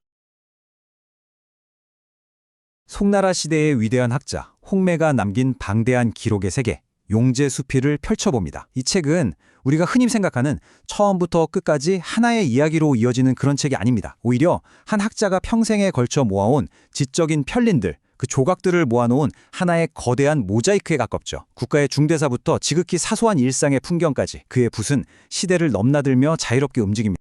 이 책을 읽어나가기에 앞서 저자인 홍매가 우리에게 제시하는 이 원칙을 마음에 새겨두면 좋을 것 같습니다. 이건 단순히 책을 읽는 태도에 대한 조언을 넘어서 우리가 역사나 과거의 기록을 어떻게 대해야 하는지에 대한 깊은 통찰을 담고 있거든요. 어떤 말을 한 사람의 신분이나 평판, 혹은 그 사람에 대한 개인적인 좋고 싫음의 감정에 휘둘리지 말라는 겁니다. 오직 그 기록된 말과 생각의 가치 자체에만 집중하라는 거죠. 이 정신이야말로 용제수필 전체를 꿰뚫는 핵심이고 우리가 그의 기록을 따라갈 때 길을 잃지 않게 해주는 등대 같은 역할을 해줍니다. 이 책의 제목에도 들어있는 수필이라는 말은 사실 오늘날 우리가 생각하는 감상적인 글과는 조금 결이 다릅니다. 용제수필은 뭐랄까 마치 한 위대한 학자의 서재에 평생 동안 쌓아온 메모뭉치나 스크랩북 혹은 지적 탐구의 일지를 엿보는 듯한 느낌을 줍니다. 여기에는 역사 기록에 남겨진 오류를 날카롭게 지적하는 비평이 있는가 하면 옛 인물들의 잘 알려지지 않은 뒷이야기도 있고 심지어는 시 한 구절에 대한 궁금증이나 어떤 단어의 어원은 무엇일까 하는 탐구까지 그의 지적 호기심이 담는 모든 것이 담겨 있다고 보시면 됩니다. 그래서 어떻게 보면 좀 잡다하게 보일 수도 있지만 이 기록들의 총합이야말로 한 시대의 지성이 세상을 어떻게 관찰하고 생각했는지를 보여주는 가장 생생한 증거가 되는 셈이죠. 그럼 홍매의 시선을 따라서 가장 높은 곳, 바로 역사의 무대, 가장 중심에 섰던 군주들의 모습부터 한번 살펴보겠습니다. 홍매는 그들의 화려한 영광과 쓰라린 좌절, 성공과 실패의 기록을 통해 권력의 본질이 무엇인지 그리고 그 권력이 한 인간과 국가에 어떤 영향을 미치는지를 아주 냉철하게 그려내고 있습니다. 홍매는 우리를 한나라 시대의 가장 어둡고 비극적인 역사의 한 장면으로 데려갑니다. 바로 한무제 이야기인데요. 중국 역사상 가장 위대한 군주 중 한 명으로 칭송받던 인물이죠. 하지만 그 위대했던 군주의 말년이 개인적인 불안과 의심에 잠식되기 시작했을 때 그 작은 균열이 어떻게 제국 전체를 피로 물들이는 거대한 재앙으로 번져나갈 수 있는지, 무고의 난 만큼 이 끔찍한 진실을 적나라하게 보여주는 사건도 없을 겁니다. 이 사건은 단순히 아버지와 아들 사이의 갈등이 아니었습니다. 이건 황제의 노쇠한 정신과 편집증에 가까운 공포를 교묘하게 이용한 아주 치밀하게 계획된 정치적 숙청이었죠. 간신 강춘 같은 인물들은 황제의 의심에 계속해서 기름을 부었습니다. 자신들의 정적인 황태자 세력을 이 기회에 완전히 뿌리 뽑으려고 했던 거죠. 황태자가 군사를 일으킨 건 사실 반역을 하려던 게 아니었어요. 아버지를 직접 만나서 결백을 호소하고 싶었지만 모든 길이 막혀버리자 그 절박함 속에서 내린 마지막 선택이었습니다. 하지만 한번 불붙은 황제의 의심은 아들의 그 절박한 외침마저도 반역의 가장 확실한 증거로 받아들여 버렸습니다. 결국 이 비극은 황태자 일가뿐만 아니라 수많은 신하와 백성들의 피로 제국 전체를 물들이고 말았죠. 홍매의 분석이 정말 날카롭다고 느껴지는 부분이 바로 이 지점입니다. 그는 단순히 사건의 전개를 나열하는 데 그치지 않아요. 최고 권력자의 개인적인 결함, 그러니까 통제되지 않는 의심과 두려움이 어떻게 국가 시스템 전체를 마비시키는 재앙으로 이어지는지를 정확히 보여주죠. 무죄는 뒤늦게야 자신의 실수를 깨닫고 아들을 그리워하며 사자궁이라는 궁궐까지 지었지만 이미 엎질러진 물이었습니다. 홍매는 이 끔찍한 사건을 통해서 절대 권력이 얼마나 위험할 수 있는지, 그리고 견제받지 않는 의심이 얼마나 파괴적인 결과를 낳는지를 우리에게 보여주고 있는 겁니다. 리더 한 사람의 내면의 균열이 국가 전체의 운명을 뒤흔들 수 있다는 것, 이것이 이 비극이 우리에게 남긴 가장 큰 경고 아닐까요? 군주의 비극은 무죄에서 끝나지 않습니다. 홍매는 그 이후 한나라의 황위계승 과정이 얼마나 불안정했는지도 날카롭게 지적하는데요. 예를 들어 한무제의 아들 소제는 정통성 있는 다른 형제들이 있었음에도 불구하고 당시 최고 권력자였던 신하 곽광의 손에 의해 황제로 세워졌습니다. 이건 황제의 혈통보다 권력자의 이해관계가 더 중요하게 작용했다는 뜻이죠. 또 후한의 순제는 환관 세력의 힘을 빌려서 황제가 되었습니다. 이렇게 강력한 신하나 환관 같은 궁중 세력이 황위계승에 깊숙이 개입하기 시작하면서 황제의 권위는 땅에 떨어졌고 결국 왕조는 장기적인 불안정의 늪으로 빠져들게 되었다는 것이 홍매의 분석입니다. 무고의 난이라는 거대한 비극이 남긴 상처 위에서 제도의 허점은 그렇게 왕조의 근간을 서서히 갉아먹고 있었던 겁니다. 자, 이제 황제의 자리에서 잠시 내려와서 궁정과 전쟁터로 시선을 한번 옮겨보겠습니다. 한 개인의 선택이 어떻게 자신의 운명을 송두리째 바꾸고 또 역사의 평가를 다르게 만들었는지 홍매가 들려주는 인물들의 이야기에 한번 귀를 기울여 보시죠. 홍매는 우리에게 아주 어려운 질문 하나를 던집니다. 그리고 그 답을 이만이라는 인물의 이야기 속에서 찾아보라고 하죠. 그는 바로 앞에서 살펴본 황태자의 반란, 그 거대한 비극의 한가운데 휘말렸던 관리였습니다. 그의 이야기는 혼란의 시대에 중립이라는 선택이 과연 무엇을 의미하는지에 대해 아주 강력한 경고를 남깁니다. 당시 황태자는 정말 절박했을 겁니다. 믿었던 이만이 자신을 도와주기만 한다면 승산이 있다고 생각했을 수도 있죠. 하지만 이만은 황제와 황태자, 그 누구의 편도 들지 않았습니다. 어쩌면 그는 이게 가장 신중하고 현명한 판단이라고 생각했을지도 몰라요. 양쪽 누구에게도 해를 끼치지 않음으로써 이 거친 파도 속에서 자기 자신을 지킬 수 있다고 믿었을 수도 있고요. 하지만 그의 침묵과 행동하지 않음은 결과적으로 양쪽 모두에게 가장 끔찍한 배신으로 비춰졌습니다. 결국 한무제는 이만을 처형했습니다. 그의 죄명이 뭐였냐면 두 마음을 품은 죄였습니다. 황제의 눈에 이만의 중립은 신중함이 아니었던 거죠. 그저 상황을 지켜보다가 유리한 쪽에 붙으려는 기회주의적인 태도로 보였던 겁니다. 위기 상황에서 군주에게 충성을 다하지 않은 명백한 불충이었죠. 홍매는 이만의 사례를 통해 우리에게 보여줍니다. 극심한 정치적 혼란기에는 행동하지 않는 것, 즉 중립을 지키는 것이 어쩌면 잘못된 편을 선택하는 것만큼이나 치명적일 수 있다는 냉혹한 현실을 말이죠. 때로는 침묵이 가장 큰 죄가 될 수도 있다는 겁니다. 이와는 정반대의 사례로 홍매는 한나라 건국의 핵심 책사였던 장량의 아주 유명한 일화를 소개합니다. 그의 힘은 무력이 아니라 지혜와 겸손에서 나왔다고 하죠. 그리고 그 지혜를 얻는 과정 자체가 바로 겸손의 시험이었습니다. 이만의 비극과 장량의 성공은 위기 속에서 한 개인이 어떤 태도를 취해야 하는지에 대해 아주 극명한 대조를 보여줍니다.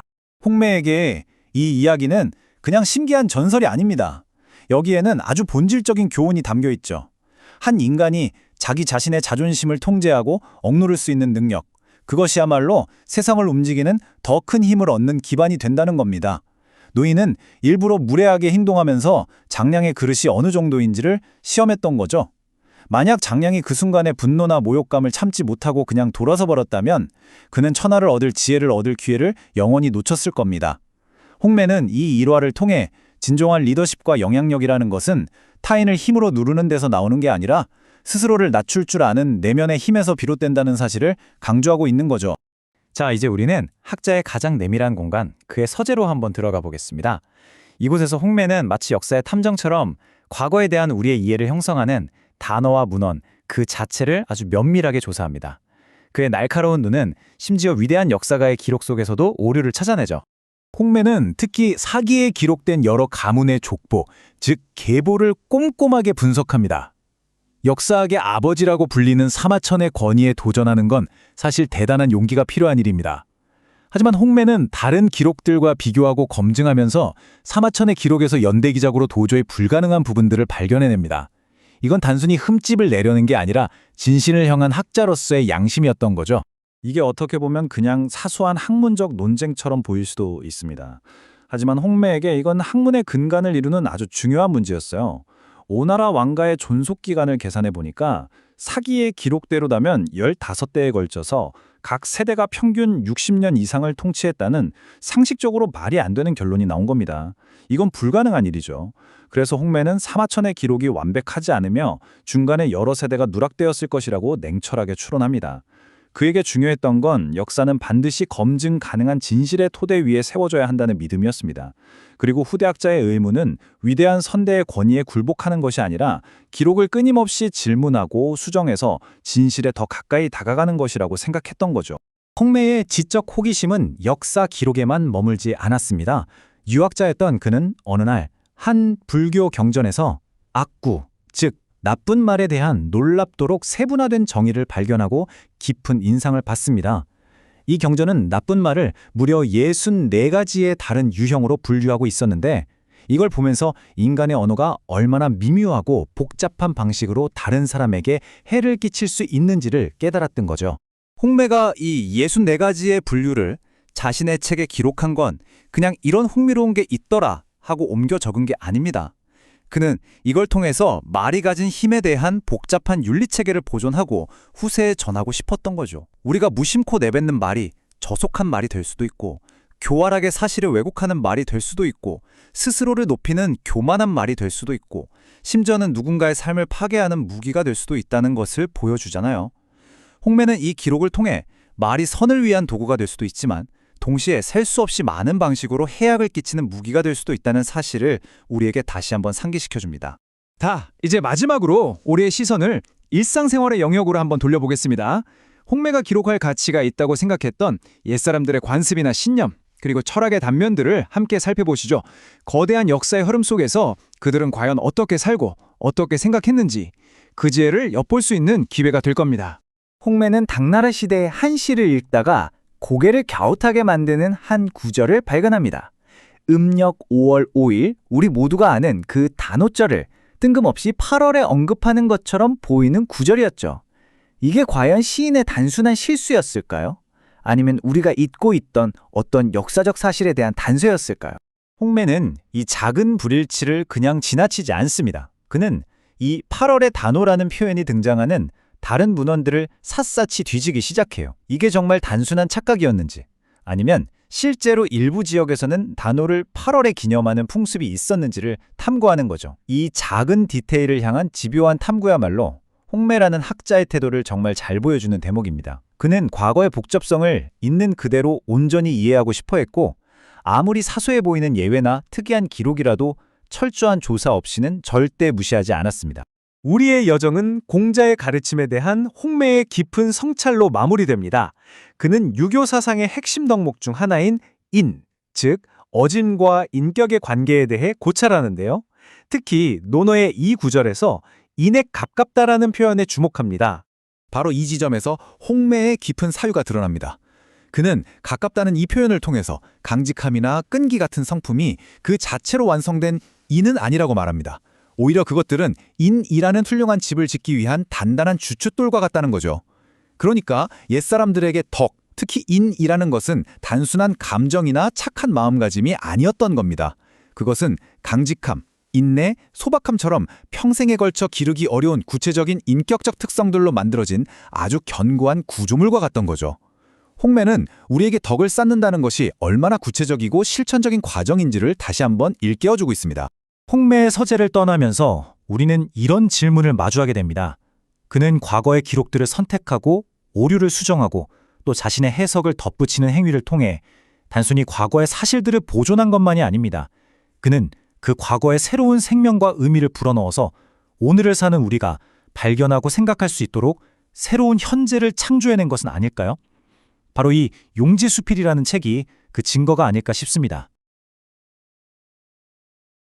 송나라 시대의 학자 홍매의 생각 속으로 그 여정을 계속해볼까 합니다. 이번에 함께 들여다볼 용제수필은요, 그냥 단순한 메모 모음집이라고 생각하시면 안 돼요. 이 책은 한 위대한 학자가 세상을 어떻게 관찰하고 또 의심하고 이해하려고 했는지 그 치열했던 고민의 흔적이 고스란히 담긴 마치 지성의 보물창고와도 같은 책입니다.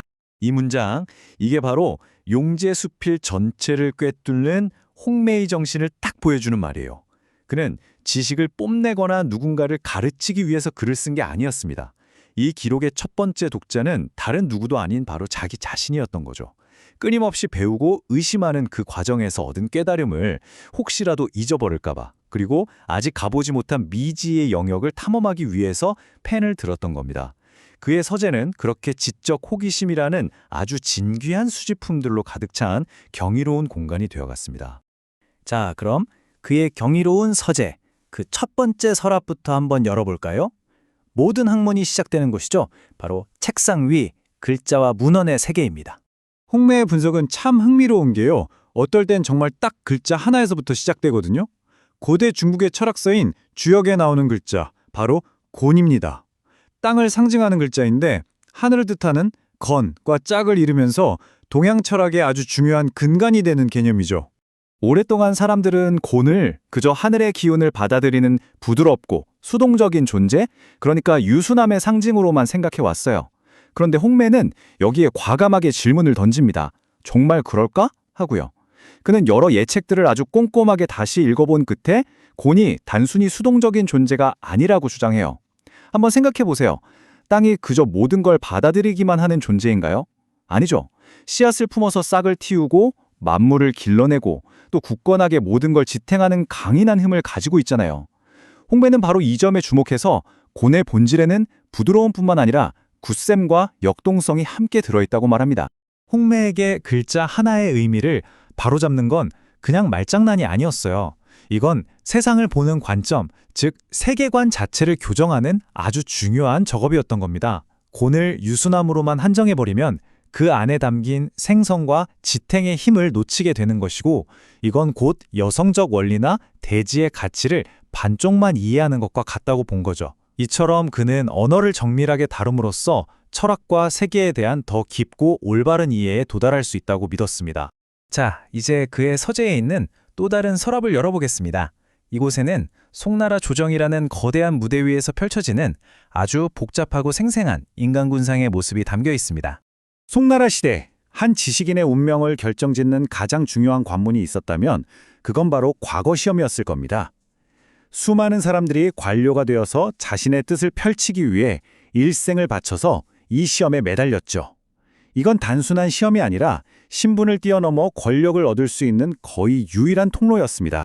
홍매는 이 과거 시험 절차를 아주 꼼꼼하게 기록하면서 그 이면을 날카롭게 파고들어요. 겉으로 보기엔 공정성을 확보하려는 장치들이 있었어요. 예를 들어 이름을 가리고 채점한다든지요.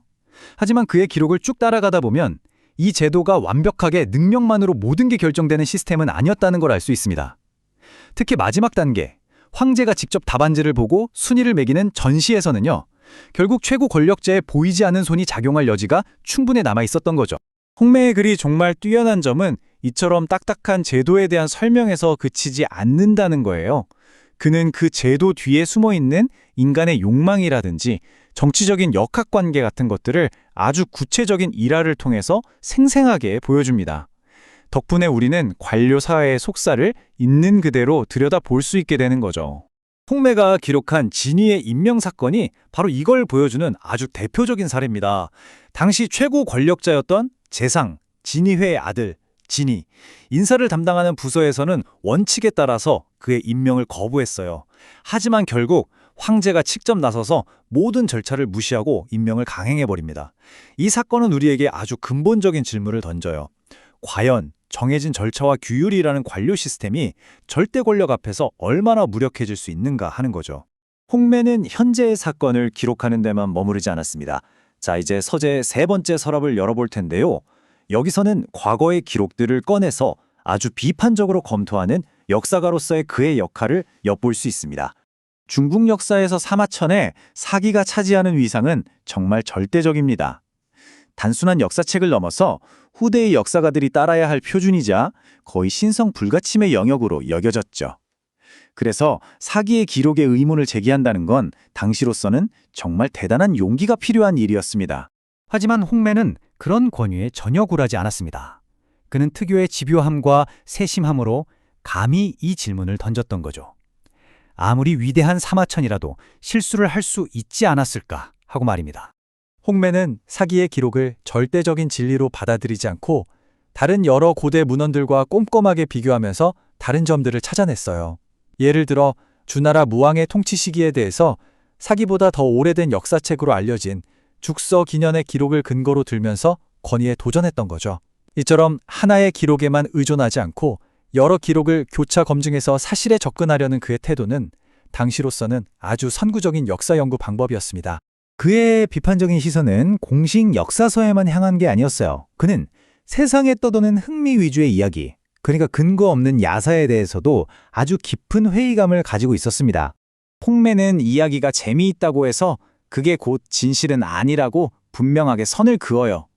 진지한 학자라면 확인되지 않은 소문을 퍼뜨리는 게 아니라 엄격한 증거를 바탕으로 사실을 탐구해야 한다는 것. 이게 바로 그의 학문 전체를 관통하는 핵심적인 원칙이었습니다.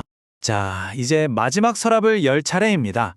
여기에는 인간의 본성과 도덕적인 삶, 그리고 우리가 일상적으로 사용하는 말 속에 담긴 깊은 지혜에 대한 홍매의 통찰이 담겨 있습니다.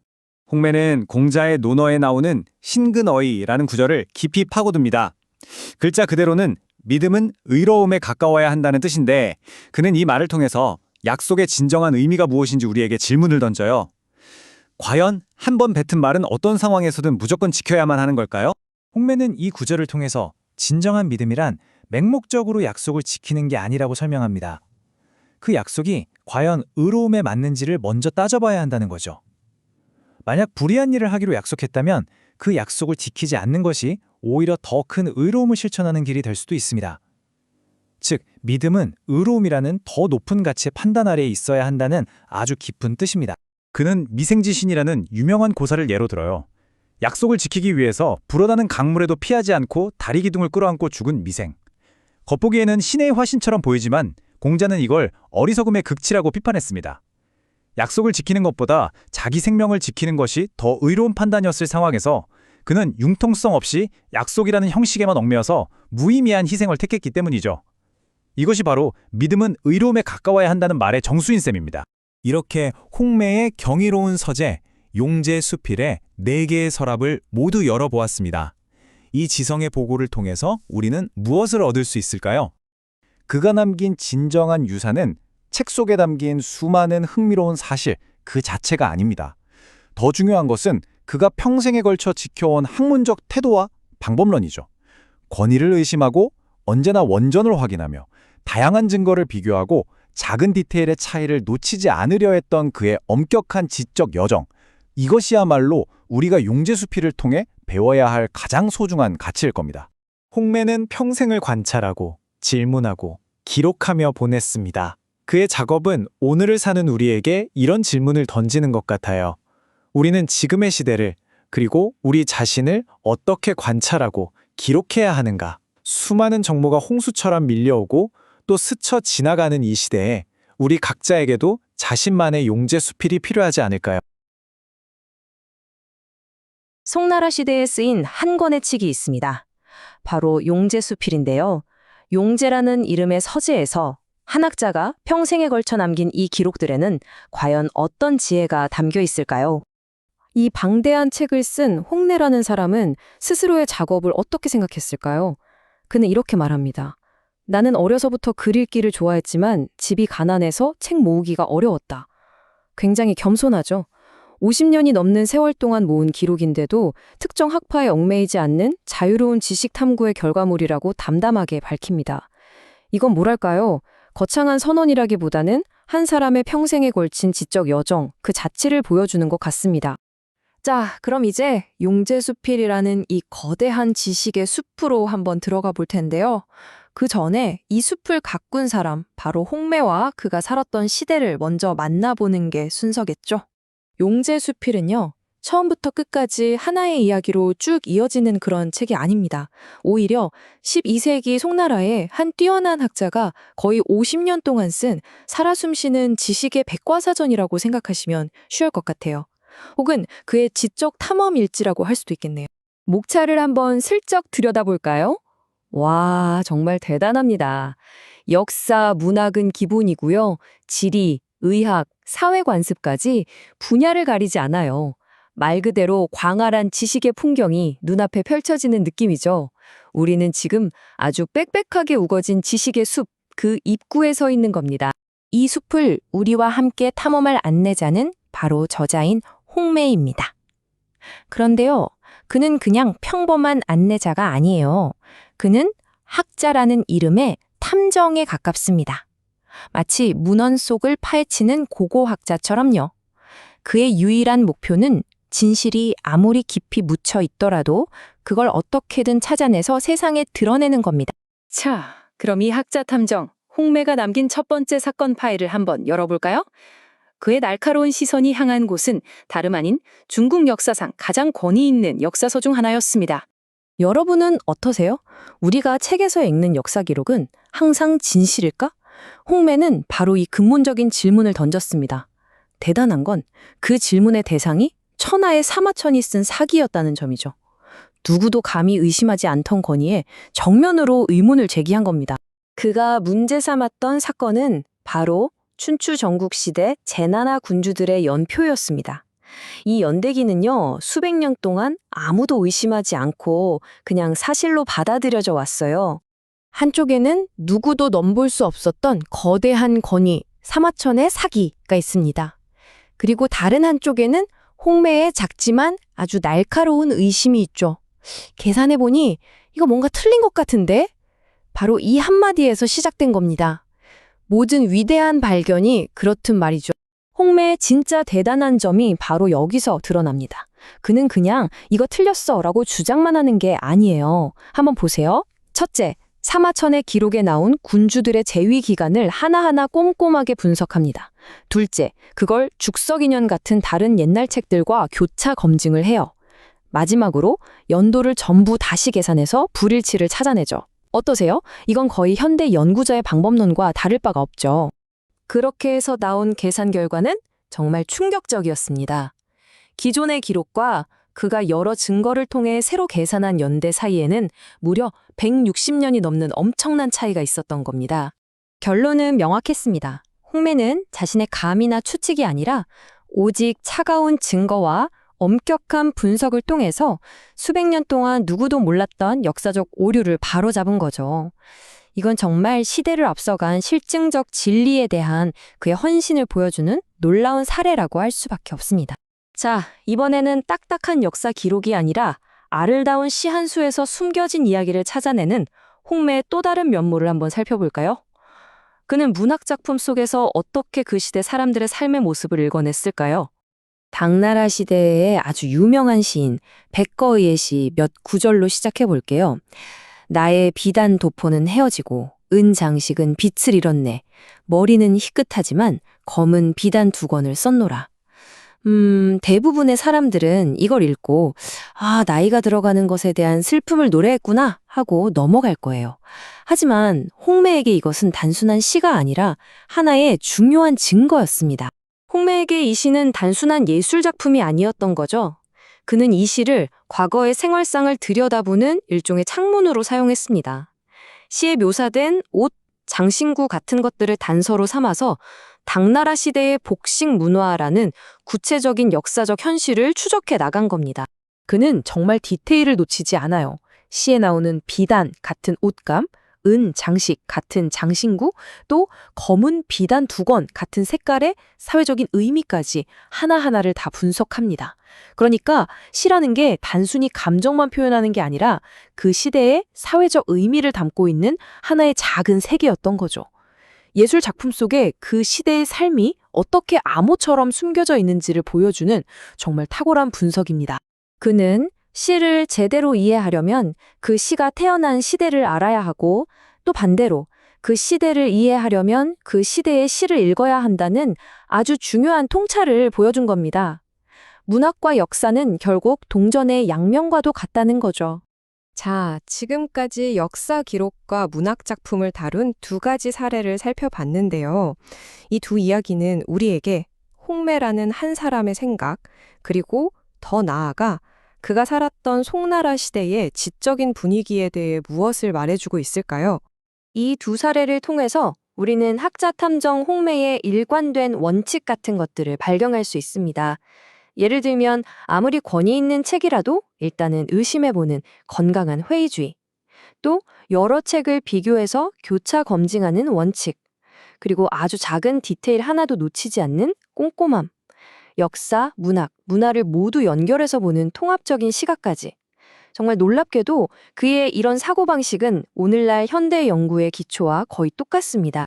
홍매의 이런 접근법을 후대 사람들은 고증학이라고 부르게 됩니다. 좀 어려운 말 같지만 쉽게 말해서 증거에 기반한 실증적인 연구를 뜻해요. 어떤 주장을 하려면 반드시 증거로 뒷받침해야 한다는 그의 생각은 사실 그 당시로서는 굉장히 혁신적인 것이었습니다. 물론 홍매 혼자서만 이렇게 대단했던 건 아닐 겁니다. 그가 이렇게까지 상세하고 깊이 있는 연구를 할 수 있었던 건 그가 살았던 시대의 덕분이기도 해요. 송나라는 과학, 기술, 철학, 그리고 특히 인쇄술이 엄청나게 발전했던 시대였거든요.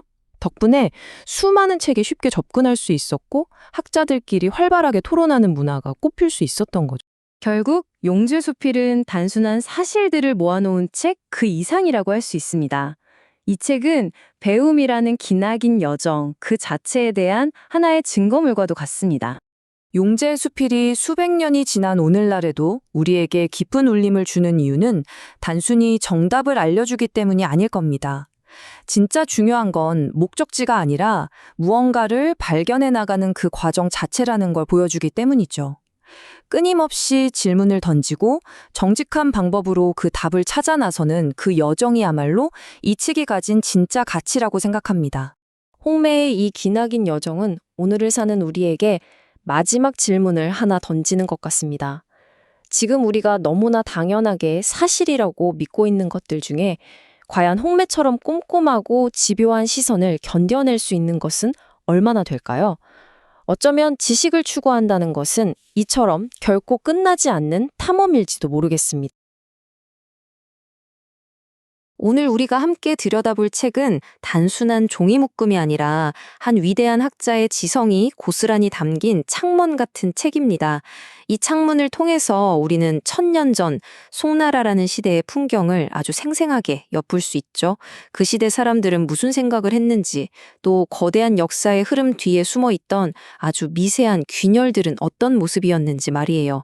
이 책, 용재수필은 단순한 수필 모음집을 넘어서요, 세상을 정말 정밀하게 관찰하고 끈질기게 파고들었던 한 지식인의 여정 그 자체라고 할 수 있습니다. 이 지정 여정의 안내자는 바로 송나라의 대학자 홍매입니다.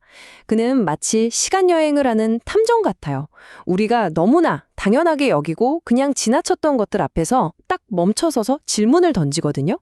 그의 날카로운 붓끝을 따라가다 보면 딱딱한 역사책 기록 뒤에 가려져 있던 인간적인 이야기들, 또 위대한 문학작품의 생명을 불어넣었던 단어 하나의 비밀, 그리고 오늘날까지 이어지는 여러 사회 관습의 뿌리가 아주 놀랍게 모습을 드러냅니다. 자, 이제부터 홍매라는 안내자와 함께 그가 발견한 진실의 조각들을 하나씩 따라가 보겠습니다. 제일 먼저 우리가 살펴볼 것은요, 홍매가 세상을 바라보는 그 방식, 그만의 독특한 탐구 방법입니다. 그는 그냥 보고 듣는 데서 멈추지 않았어요. 마치 돋보기를 들고 대상을 들여다보듯이 사물의 본질까지 깊숙이 파고들었죠.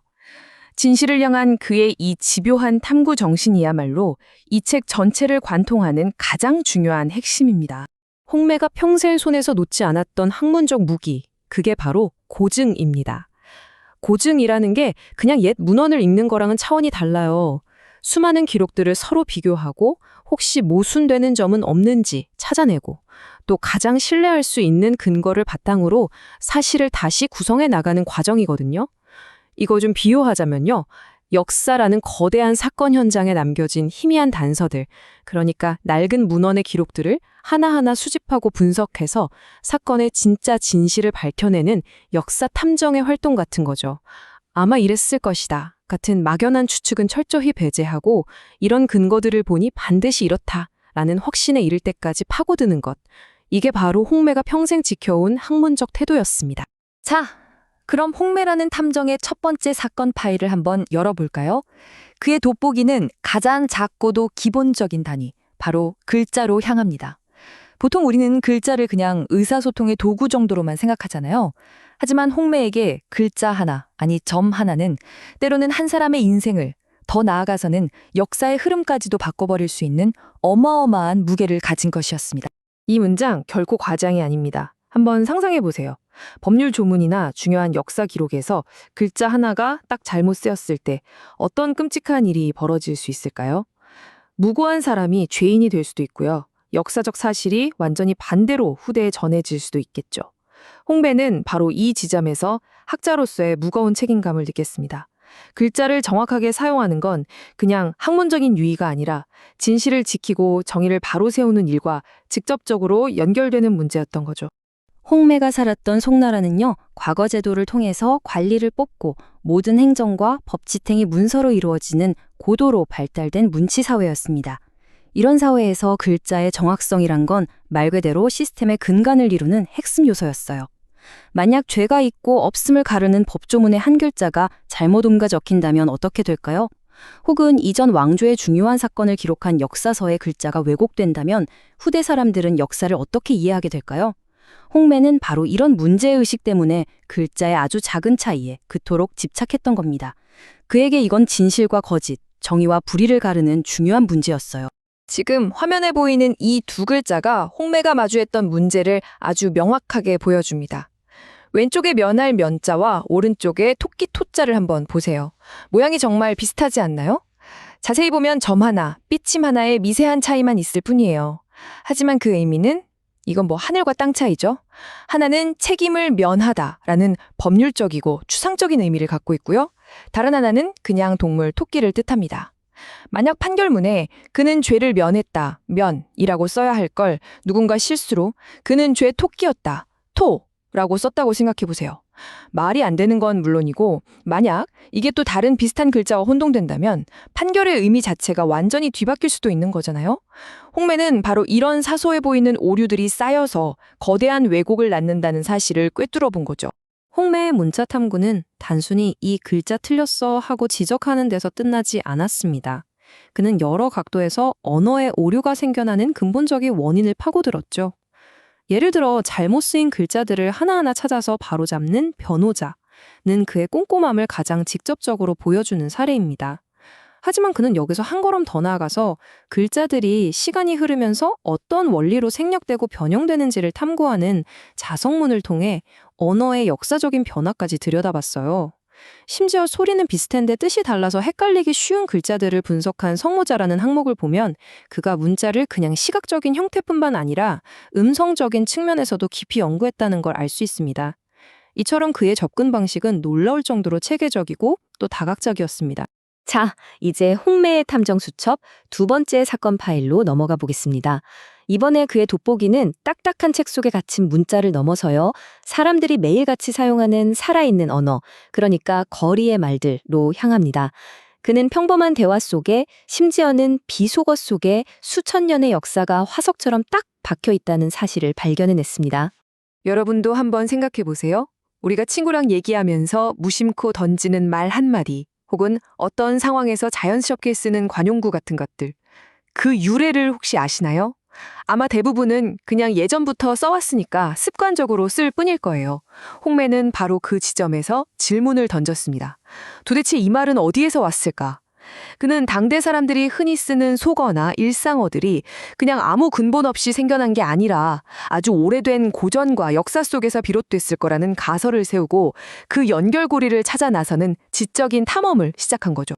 이 과정을 보면 마치 언어 고고학의 발굴 현상 같아요. 정말 흥미로운 방식이죠. 자, 먼저 1단계. 현재의 지층, 그러니까 송나라 시대 사람들이 쓰는 일상어를 주의 깊게 관찰하고 수집합니다. 이게 발굴의 시작점이죠. 그 다음 2단계. 시간의 흙을 한 겹 한 겹 파내려 가듯이 역사서나 여러 문인들의 문집 같은 과거의 문헌들 속에서 그 말의 흔적을 찾아냅니다. 그리고 마지막 3단계, 마침내 가장 깊은 문화의 원료라고 할 수 있는 시경이나 서경 같은 성인들의 말씀이 담긴 경전에서 그 말의 최초 출처를 발견해내는 거죠. 이 과정을 통해서 그는 아주 평범한 말이 품고 있는 기나긴 역사를 증명해냈습니다. 그리고 이 발견이 당시 지식사회에 던진 충격은 실로 대단했습니다. 당대 학자들조차 천박하다고 무시했던 저작거리의 말이 알고 보니까 공자나 맹자 같은 성인들의 지혜가 담긴 경전에서 나왔다는 발견이었으니까요. 이건 단순히 흥미로운 사실 하나를 밝혀낸 걸 넘어서 고상한 언어와 통속적인 언어를 딱 나눠서 생각하던 당시 지식인들의 엘리트주의의 정면으로 도전하는 행위였습니다. 홍매는 이를 통해 모든 언어 현상은 존중받아야 할 탐구 대상이며 고전의 지혜가 결코 책 속에만 갇혀 있는 게 아니라 사람들 삶 속에 깊숙이 살아 숨쉬고 있다는 걸 증명해낸 셈입니다. 홍매의 세 번째 탐구 대상은 바로 시의 세계입니다. 그는 문학, 특히 시를 분석할 때에도 그냥 감상적인 평론에 그치지 않았어요. 마치 정밀한 기계를 분해하고 다시 조립하듯이 시에 쓰인 단어 하나하나를 철저하게 분석했습니다. 그에게 시라는 건 단순히 감정을 표현하는 걸 넘어서 수많은 고민 끝에 단 하나의 완벽한 글자를 찾아내는 아주 치열한 지적 활동의 결과물이었던 거죠. 왜 어떤 시는 수백 년이 흘러도 사람들 마음을 울리는데 어떤 시는 금방 잊혀버릴까요? 홍매는 그 차이가 바로 단어 하나의 선택에서 온다고 봤습니다. 시인이 수많은 단어들 중에서 특정 단어를 고르는 그 순간 그 시의 분위기와 깊이 그리고 전체적인 격이 결정된다는 거죠. 그는 시인의 머릿속에서 일어났던 그 치열한 선택의 과정을 거꾸로 추적하면서 그 선택이 얼마나 탁월했는지 혹은 좀 아쉬웠는지를 날카롭게 분석해냈습니다. 이러한 시각을 가장 잘 보여주는 인물이 바로 당나라의 위대한 시인 두보입니다. 시의 성인, 즉 시성이라고 불리는 그는 이 문장처럼 평범한 표현에 만족하지 않고 사람들에게 충격과 깊은 감동을 줄 수 있는 완벽한 시구를 찾기 위해 평생을 바친 인물이죠. 홍매는 수많은 시인들 중에서도 특히 이 두보의 시에 깊이 매료되었고 그의 시를 분석하는데 아주 많은 부분을 할애했습니다. 홍매는 두보 시의 위대함을 여러 각도에서 분석했습니다. 그는 두보가 완벽한 단어를 찾기 위해 얼마나 고심했는지를 칭찬하는 한편 그 시의 진짜 힘은 화려함이 아니라 전쟁의 참상 같은 현실을 있는 그대로 묘사하는 데 있다고 봤어요. 그리고 여기서 멈추지 않고 두보의 시가 어떻게 백거이 같은 후대 시인들에게 영향을 미쳤는지 그 계보까지 추적했죠. 결국 이 모든 기교와 사실성이 하나로 어우러져서 기교를 부린 티가 전혀 나지 않는 자연스러움의 경지에 이르렀다고 극찬했습니다. 홍매의 이런 다각적인 분석 덕분에 우리는 두보 씨의 가치를 단편적인 감상이 아니라 문학사라는 큰 맥락 속에서 훨씬 더 깊이 이해하게 됩니다. 자, 이제 마지막 사건 파일입니다. 홍매의 탐구는 글자와 언어를 넘어서 우리 삶을 둘러싼 사회적인 관습과 제도로까지 확장됩니다. 그는 사람들이 너무나 당연하게 여겨서 아무도 질문하지 않았던 것들에 대해 역사적인 질문을 던지기 시작했습니다. 우리가 사람의 이름을 짓는 방식, 정부의 관직 이름, 심지어는 사소한 예절까지 이런 것들이 마치 처음부터 딱 정해진, 변하지 않는 규칙처럼 느껴질 때가 있잖아요. 하지만 홍매는 정말 그럴까? 하고 물었습니다. 그는 과거의 기록들을 샅샅이 뒤져서 이런 관습들이 시대에 따라 어떻게 생겨나고 변하고 또 사라져갔는지를 아주 세밀하게 추적했습니다. 마치 고생물학자가 지층에 남은 화석을 통해 생물의 진화 과정을 밝혀내듯이 그는 문헌 속에 남은 흔적을 통해서 관습의 역사를 복원해낸 거죠. 그의 탐구 방식과 발견을 아주 잘 보여주는 구체적인 사례가 바로 이겁니다. 예로부터 동아시아에서는 본명 외에 성인이 되면 부르는 자라는 게 있었죠. 홍매는 이 자의 글자 수가 시대에 따라 변했다는 사실에 주목했습니다. 가장 오래된 주나라 때는 자가 보통 한 글자였어요. 그러다가 한나라 때 두 글자 자가 등장하기 시작했지만 여전히 대세는 한 글자였죠. 본격적인 변화는 당나라 때부터 시작됩니다. 이때부터 두 글자 자가 일반화되기 시작했고 마침내 홍매가 살았던 송나라 시대에는 두 글자 자가 완전히 보편적인 관습으로 자리를 잡게 됩니다. 자, 여기서 중요한 점은요. 이게 단순히 글자 수가 하나에서 둘로 늘었네 하는 사실에서 그치지 않는다는 겁니다. 홍매는 이 작은 변화 속에서 훨씬 더 큰 역사적인 흐름을 읽어냅니다. 왜 사람들은 더 긴 자를 선호하게 됐을까요? 어쩌면 사회가 복잡해지면서 더 상세하고 구체적인 표현을 좋아하게 된 것일 수도 있고요. 아니면 가문이나 개인의 정체성을 더 풍부하게 담아내려는 가치관의 변화일 수도 있겠죠. 이처럼 홍매에게 이름 짓는 관습의 변화는 그 시대의 사회 구조와 사람들의 생각이 어떻게 바뀌었는지를 보여주는 중요한 역사적 단서, 말하자면 살아있는 화석과도 같은 것이었습니다. 지금까지 우리는 홍매의 탐구를 통해서 글자, 언어, 시, 관습의 세계를 함께 여행했습니다. 그렇다면 그가 이토록 세밀한 부분에 집착했던 이유는 대체 무엇이었을까요? 이건 단순한 지적 호기심을 넘어서는 세상을 이해하는 그만의 철학이 담겨 있기 때문입니다. 바로 작은 조각들이 모여서 거대한 역사의 그림을 완성한다는 믿음이죠. 홍매의 용제수필이 궁극적으로 우리에게 말해주는 것은 거대한 담론 이전에 구체적인 사실이 중요하다는 겁니다. 글자 하나와 같은 아주 작은 단위에도 한 시대의 법과 제도가 담겨 있고 우리가 매일 쓰는 평범한 언어는 수천 년 전 고전의 지혜와 깊이 연결되어 있다는 것. 결국 과거를 막연하게 추측하는 게 아니라 증거를 통해 정확하게 아는 것이야말로 우리가 살고 있는 현재를 올바르게 이해하고 미래를 준비하는 가장 확실한 길이라는 것.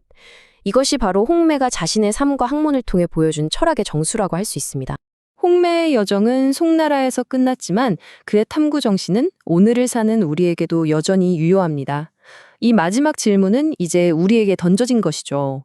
우리가 지금 이 순간에도 무심코 쓰고 있는 수많은 말과 글, 그리고 우리가 너무나 당연하게 여기는 관습들 속에는 또 어떤 흥미로운 역사적 비밀이 숨겨져 있을까요?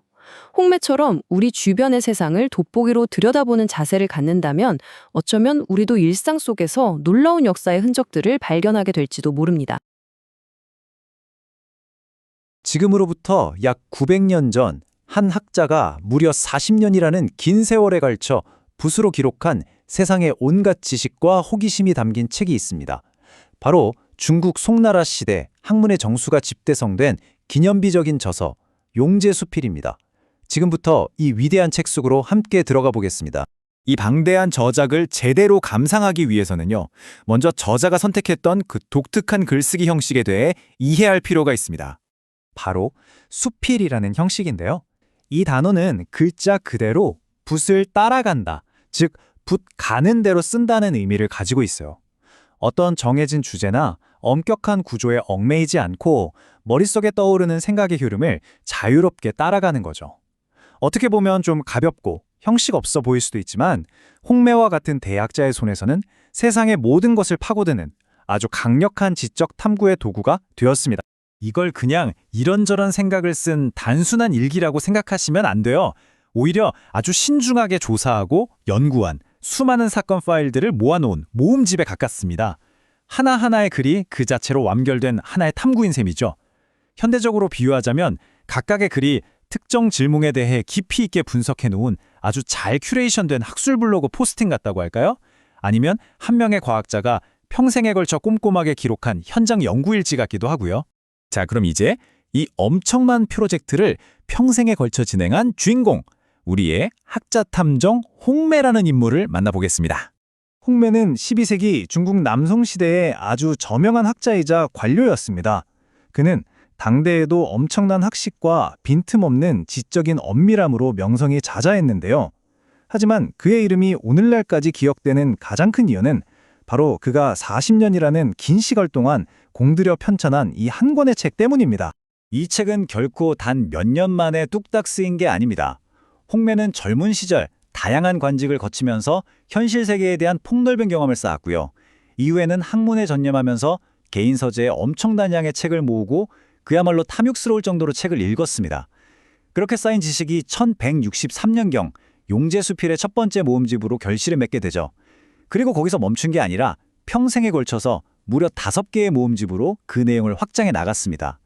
이건 정말 끈기와 집념이 없었다면 불가능했을 한 사람의 인생 전체가 담긴 결과물이라고 할 수 있겠습니다. 홍매는 책의 서문에서 자신이 왜 이 책을 썼는지, 즉 학자로서의 개인적인 사명감을 직접 밝히고 있습니다. 그는 이렇게 말합니다. 나의 뜻은 옳고 그름을 분별하고 잘못된 것을 상세히 고증하는 데 있을 뿐이다. 그러니까 단순히 이런저런 지식을 나열하는 게 아니라 진실과 거짓을 가려내는 것이 이 책의 핵심 목표였던 겁니다. 여기서 정말 중요한 점이 바로 이것입니다. 홍매는 이 작업을 그저 개인적인 취미 활동으로 여긴 것이 아니었어요. 그는 스스로를 지식의 수호자로 생각했습니다. 세상에 존재하는 방대한 역사와 문학 기록들을 샅샅이 뒤져서 그 안에 숨어있는 오류들을 바로잡고 애매하고 모호한 부분들을 명확하게 밝혀서 다음 세대에게 정확한 지적 유산을 물려주는 것. 이것을 자신의 심오한 의무라고 여겼던 거죠. 자, 그럼 이제 이 놀라운 사건 수첩을 한번 펼쳐볼까요? 과연 홍매라는 학자 탐정은 어떤 광범위한 주제들에 그의 날카로운 지성을 향하게 했을지 함께 살펴보겠습니다. 우선 그는 역사와 정부라는 아주 거대한 주제부터 파고들었습니다. 예를 들어 그는 중국 역사학의 아버지로 불리는 사마천이 쓴 사기의 연대기에 오류가 있다고 과감하게 지적했는데요. 이건 당시 학계에서는 정말 엄청난 도전이었습니다. 성역에 가까운 책에 의문을 제기한 거니까요. 또 한나라 관리들이 지켜야 했던 세세한 예법들부터 시작해서 국가의 중요한 제삿날에는 어떤 업무를 쉬어야 하는지에 대한 규정, 또 과거 시험에는 어떤 주제들이 나왔는지, 그리고 왜 당나라 사람들은 유독 옷차림을 중요하게 여겼는지, 이런 식으로 거시적인 역사 담론과 미시적인 제도사를 자유롭게 넘나들면서 진실을 탐구했습니다. 그의 날카로운 분석은 문학과 언어의 세계로도 이어집니다. 그는 고전 시선집인 문선에 대해 여러 학자들이 단 주석들을 꼼꼼하게 비교 분석하면서 어느 해석이 더 타당한지 따졌고요. 시에서 영이라는 한 글자가 문맥에 따라서 얼마나 다른 뉘앙스를 풍기는지 그 미묘한 차이를 포착해내기도 했습니다. 특히 흥미로운 건 불경에 나온다는 64가지 종류의 악담을 분석한 부분인데요. 이건 그냥 단순한 욕설 목록이 아니라 사람 사회를 이간질하는 말, 교묘하게 아첨하는 말, 저주하는 말처럼 언어폭력을 체계적으로 분류한 고대의 기록을 파헤친 겁니다. 이처럼 그는 고상한 문학 비평부터 우리가 일상에서 쓰는 속어의 기원까지 언어의 모든 측면을 탐구의 대상으로 삼았습니다. 정말이지 그의 호기심에는 한계가 없었던 것 같아요. 국가의 안위와 직결되는 군사적 요충지에 대해 분석하는가 하면 우리 일상생활 속에서 좋은 간장과 나쁜 간장을 어떻게 구별하는지에 대한 실용적인 지식을 남기기도 했습니다. 소와 쌀에 대한 세금 제도가 어떻게 변해왔는지 추적하면서 백성들의 삶의 어려움을 짚어내기도 했고요. 또 유명한 시인 백거이가 아꼈던 시녀들의 이름과 그들의 삶을 기록하면서 거대한 역사 속에 잊힌 개인의 삶에 주목하기도 했습니다. 심지어 밤하늘을 관찰하면서 귀수라는 별자리가 은하수를 건너는 현상을 천문학적으로 기록하기까지 했으니까요. 그의 눈에는 이 세상 모든 것이 탐구의 가치가 있는 하나의 거대한 수수께끼였던 셈입니다. 자, 여기서 정말 흥미로운 지점은 그가 무엇을 연구했는지 뿐만 아니라 과연 어떻게 연구했는가 하는 점입니다. 그의 연구 방법을 좀 더 자세히 들여다보겠습니다. 홍매는 고증, 즉 실증적 연구라고 알려진 방법론의 선구자였습니다. 당시 많은 학자들이 옛 성현의 말을 그대로 인용하거나 철학적인 사유에 머물렀던 것과는 완전히 달랐죠. 그는 증거를 가장 중요하게 생각했습니다. 하나의 주장을 뒷받침하기 위해서 관련된 모든 문헌을 샅샅이 뒤져서 분석하고 여러 책의 기록을 서로 비교해서 교차 검증하고 오직 명백한 증거를 통해서만 사실을 규명하는 아주 엄격한 학문 방법이었죠. 마치 과학수사관이 현장의 증거물을 분석해서 범인을 찾아내듯이 그는 수많은 책 속에 흩어져 있는 증거들을 통해 역사의 진실을 찾아내려고 했던 겁니다. 아주 흥미로운 사례부터 한번 시작해 볼게요. 앞서 잠깐 언급했던 혼매가 불교 경전에서 분류한 욕설의 종류를 분석한 글입니다. 그의 명확하고 논리적인 과정을 한번 따라가 보시죠. 먼저 1단계, 출처를 확인합니다. 그는 64가지 악담이라는 개념이 대집경이라는 불교 경전에서 나왔다는 사실을 분명하게 밝힙니다. 다음 2단계, 증거를 나열하죠. 경전에 나온 나쁜 말의 구체적인 유형들, 그러니까 거친 말, 이간질하는 말, 거짓말 등을 하나하나 꼼꼼하게 제시합니다. 그리고 마지막 3단계, 맥락을 제공합니다. 여기서 그의 분석이 정말 빛을 발하는데요. 그는 이 추상적인 불교 개념이 단순히 교리에만 머무는 것이 아니라 자신이 살던 송나라의 법률에 따라서 실제로 태형이나 징역 같은 처벌로 이어질 수 있었다는 점을 지적합니다. 이렇게 현실 세계와의 연관성을 분석해내는 거죠. 바로 이 지점이 추상적인 문안 속 지식을 실제 사회에서는 어떻게 적용되고 어떤 결과를 낳는지 연결하는 그의 뛰어난 지성을 명확히 보여주는 부분입니다. 그리고 이것이야말로 고대 문헌과 당대의 삶 사이의 간극을 잇는 그의 능력을 훌륭하게 증명하는 대목이기도 하죠. 자, 다음 사례로 넘어가서 이 방법론이 어떻게 더 발전하는지 한번 살펴보겠습니다. 이번에는 홍매가 감히 중국 역사상 가장 존경받는 역사서의 의문을 제기하는 경우입니다. 여기서 그는 정말 진정한 탐정처럼 행동합니다. 먼저 사마천이 기록한 고대 주나라 통치자들의 연대기에서 앞뒤가 맞지 않는 불일치를 발견하죠. 그리고 문제를 제기하는 데서 그치는 게 아니라 다른 역사서들과 기록을 비교하면서 자신의 의심을 확증하거나 혹은 반박하는 증거들을 찾아 나섭니다. 그리고 마침내 모든 증거를 종합해서 정통으로 인정받던 문헌 속의 오류를 자신 있게 지적하죠. 이를 통해 아무리 유명하고 권위 있는 책이라 할지라도 비판적인 검토에서 예외가 될 수 없다는 것을 분명하게 보여줍니다. 이것이 바로 고증학의 핵심이라고 할 수 있습니다. 최고의 권위에도 의문을 제기하고 진실을 규명하기 위해 여러 책을 토대로 한 탄탄한 근거에 의존하는 것. 다시 말해 맹목적인 믿음이 아니라 오직 증거에 대한 확고한 헌신이야말로 그의 학문에 관통하는 위대한 정신이었습니다. 그렇다면 이 40년간의 위대한 프로젝트가 후대에 남긴 지속적인 영향은 과연 무엇이었을까요? 용제수필은 훗날 청나라 시대에 이르러서 중국 지성계를 완전히 지배하게 되는 고증학이라는 거대한 학문적 흐름의 기초를 닦은 책으로 평가받고 있습니다. 홍매가 보여주었던 증거에 기반한 이 꼼꼼하고 엄밀한 연구 방법은 이후 수백 년간 여러 세대의 학자들에게 절대적인 모범을 제시하면서 중국 지성사의 방향 자체를 바꿔놓았다고 할 수 있습니다. 궁극적으로 이 책은 단순히 오래된 사실들을 모아놓은 모음집 그 이상입니다. 지적인 엄밀함과 비판적인 사고가 무엇인지를 보여주는 최고의 명강의이고요. 또 송나라 시대 사람들의 삶과 문화, 사상을 엿볼 수 있는 귀중한 백과사전이기도 합니다. 그리고 무엇보다 한 인간이 평생에 걸쳐 지적 호기심을 잃지 않을 때 어떤 위대한 일을 해낼 수 있는지 보여주는 증거이자 끈기 있고 성실하게 지식을 추구하는 행위 그 자체에 대한 찬사라고 할 수 있습니다. 진리와 증거 그리고 끊임없는 탐구를 소중히 여겼던 한 위대한 학자의 정신이 이 책에 고스란히 담겨 있는 것이죠. 이 긴 여정을 마무리하면서 우리는 이런 질문을 스스로에게 던지게 됩니다. 수많은 정보가 쉴 새 없이 쏟아져서 무엇이 진실인지 분별하기조차 어려운 오늘날, 검증 가능한 단 하나의 사실을 찾아내기 위해 40년이라는 평생을 바친 한 학자의 끈기는 우리에게 과연 무엇을 말해주고 있을까요? 그의 헌신은 어쩌면 우리에게 진정한 지식의 무게가 무엇인지 다시금 생각하게 하는지도 모르겠습니다.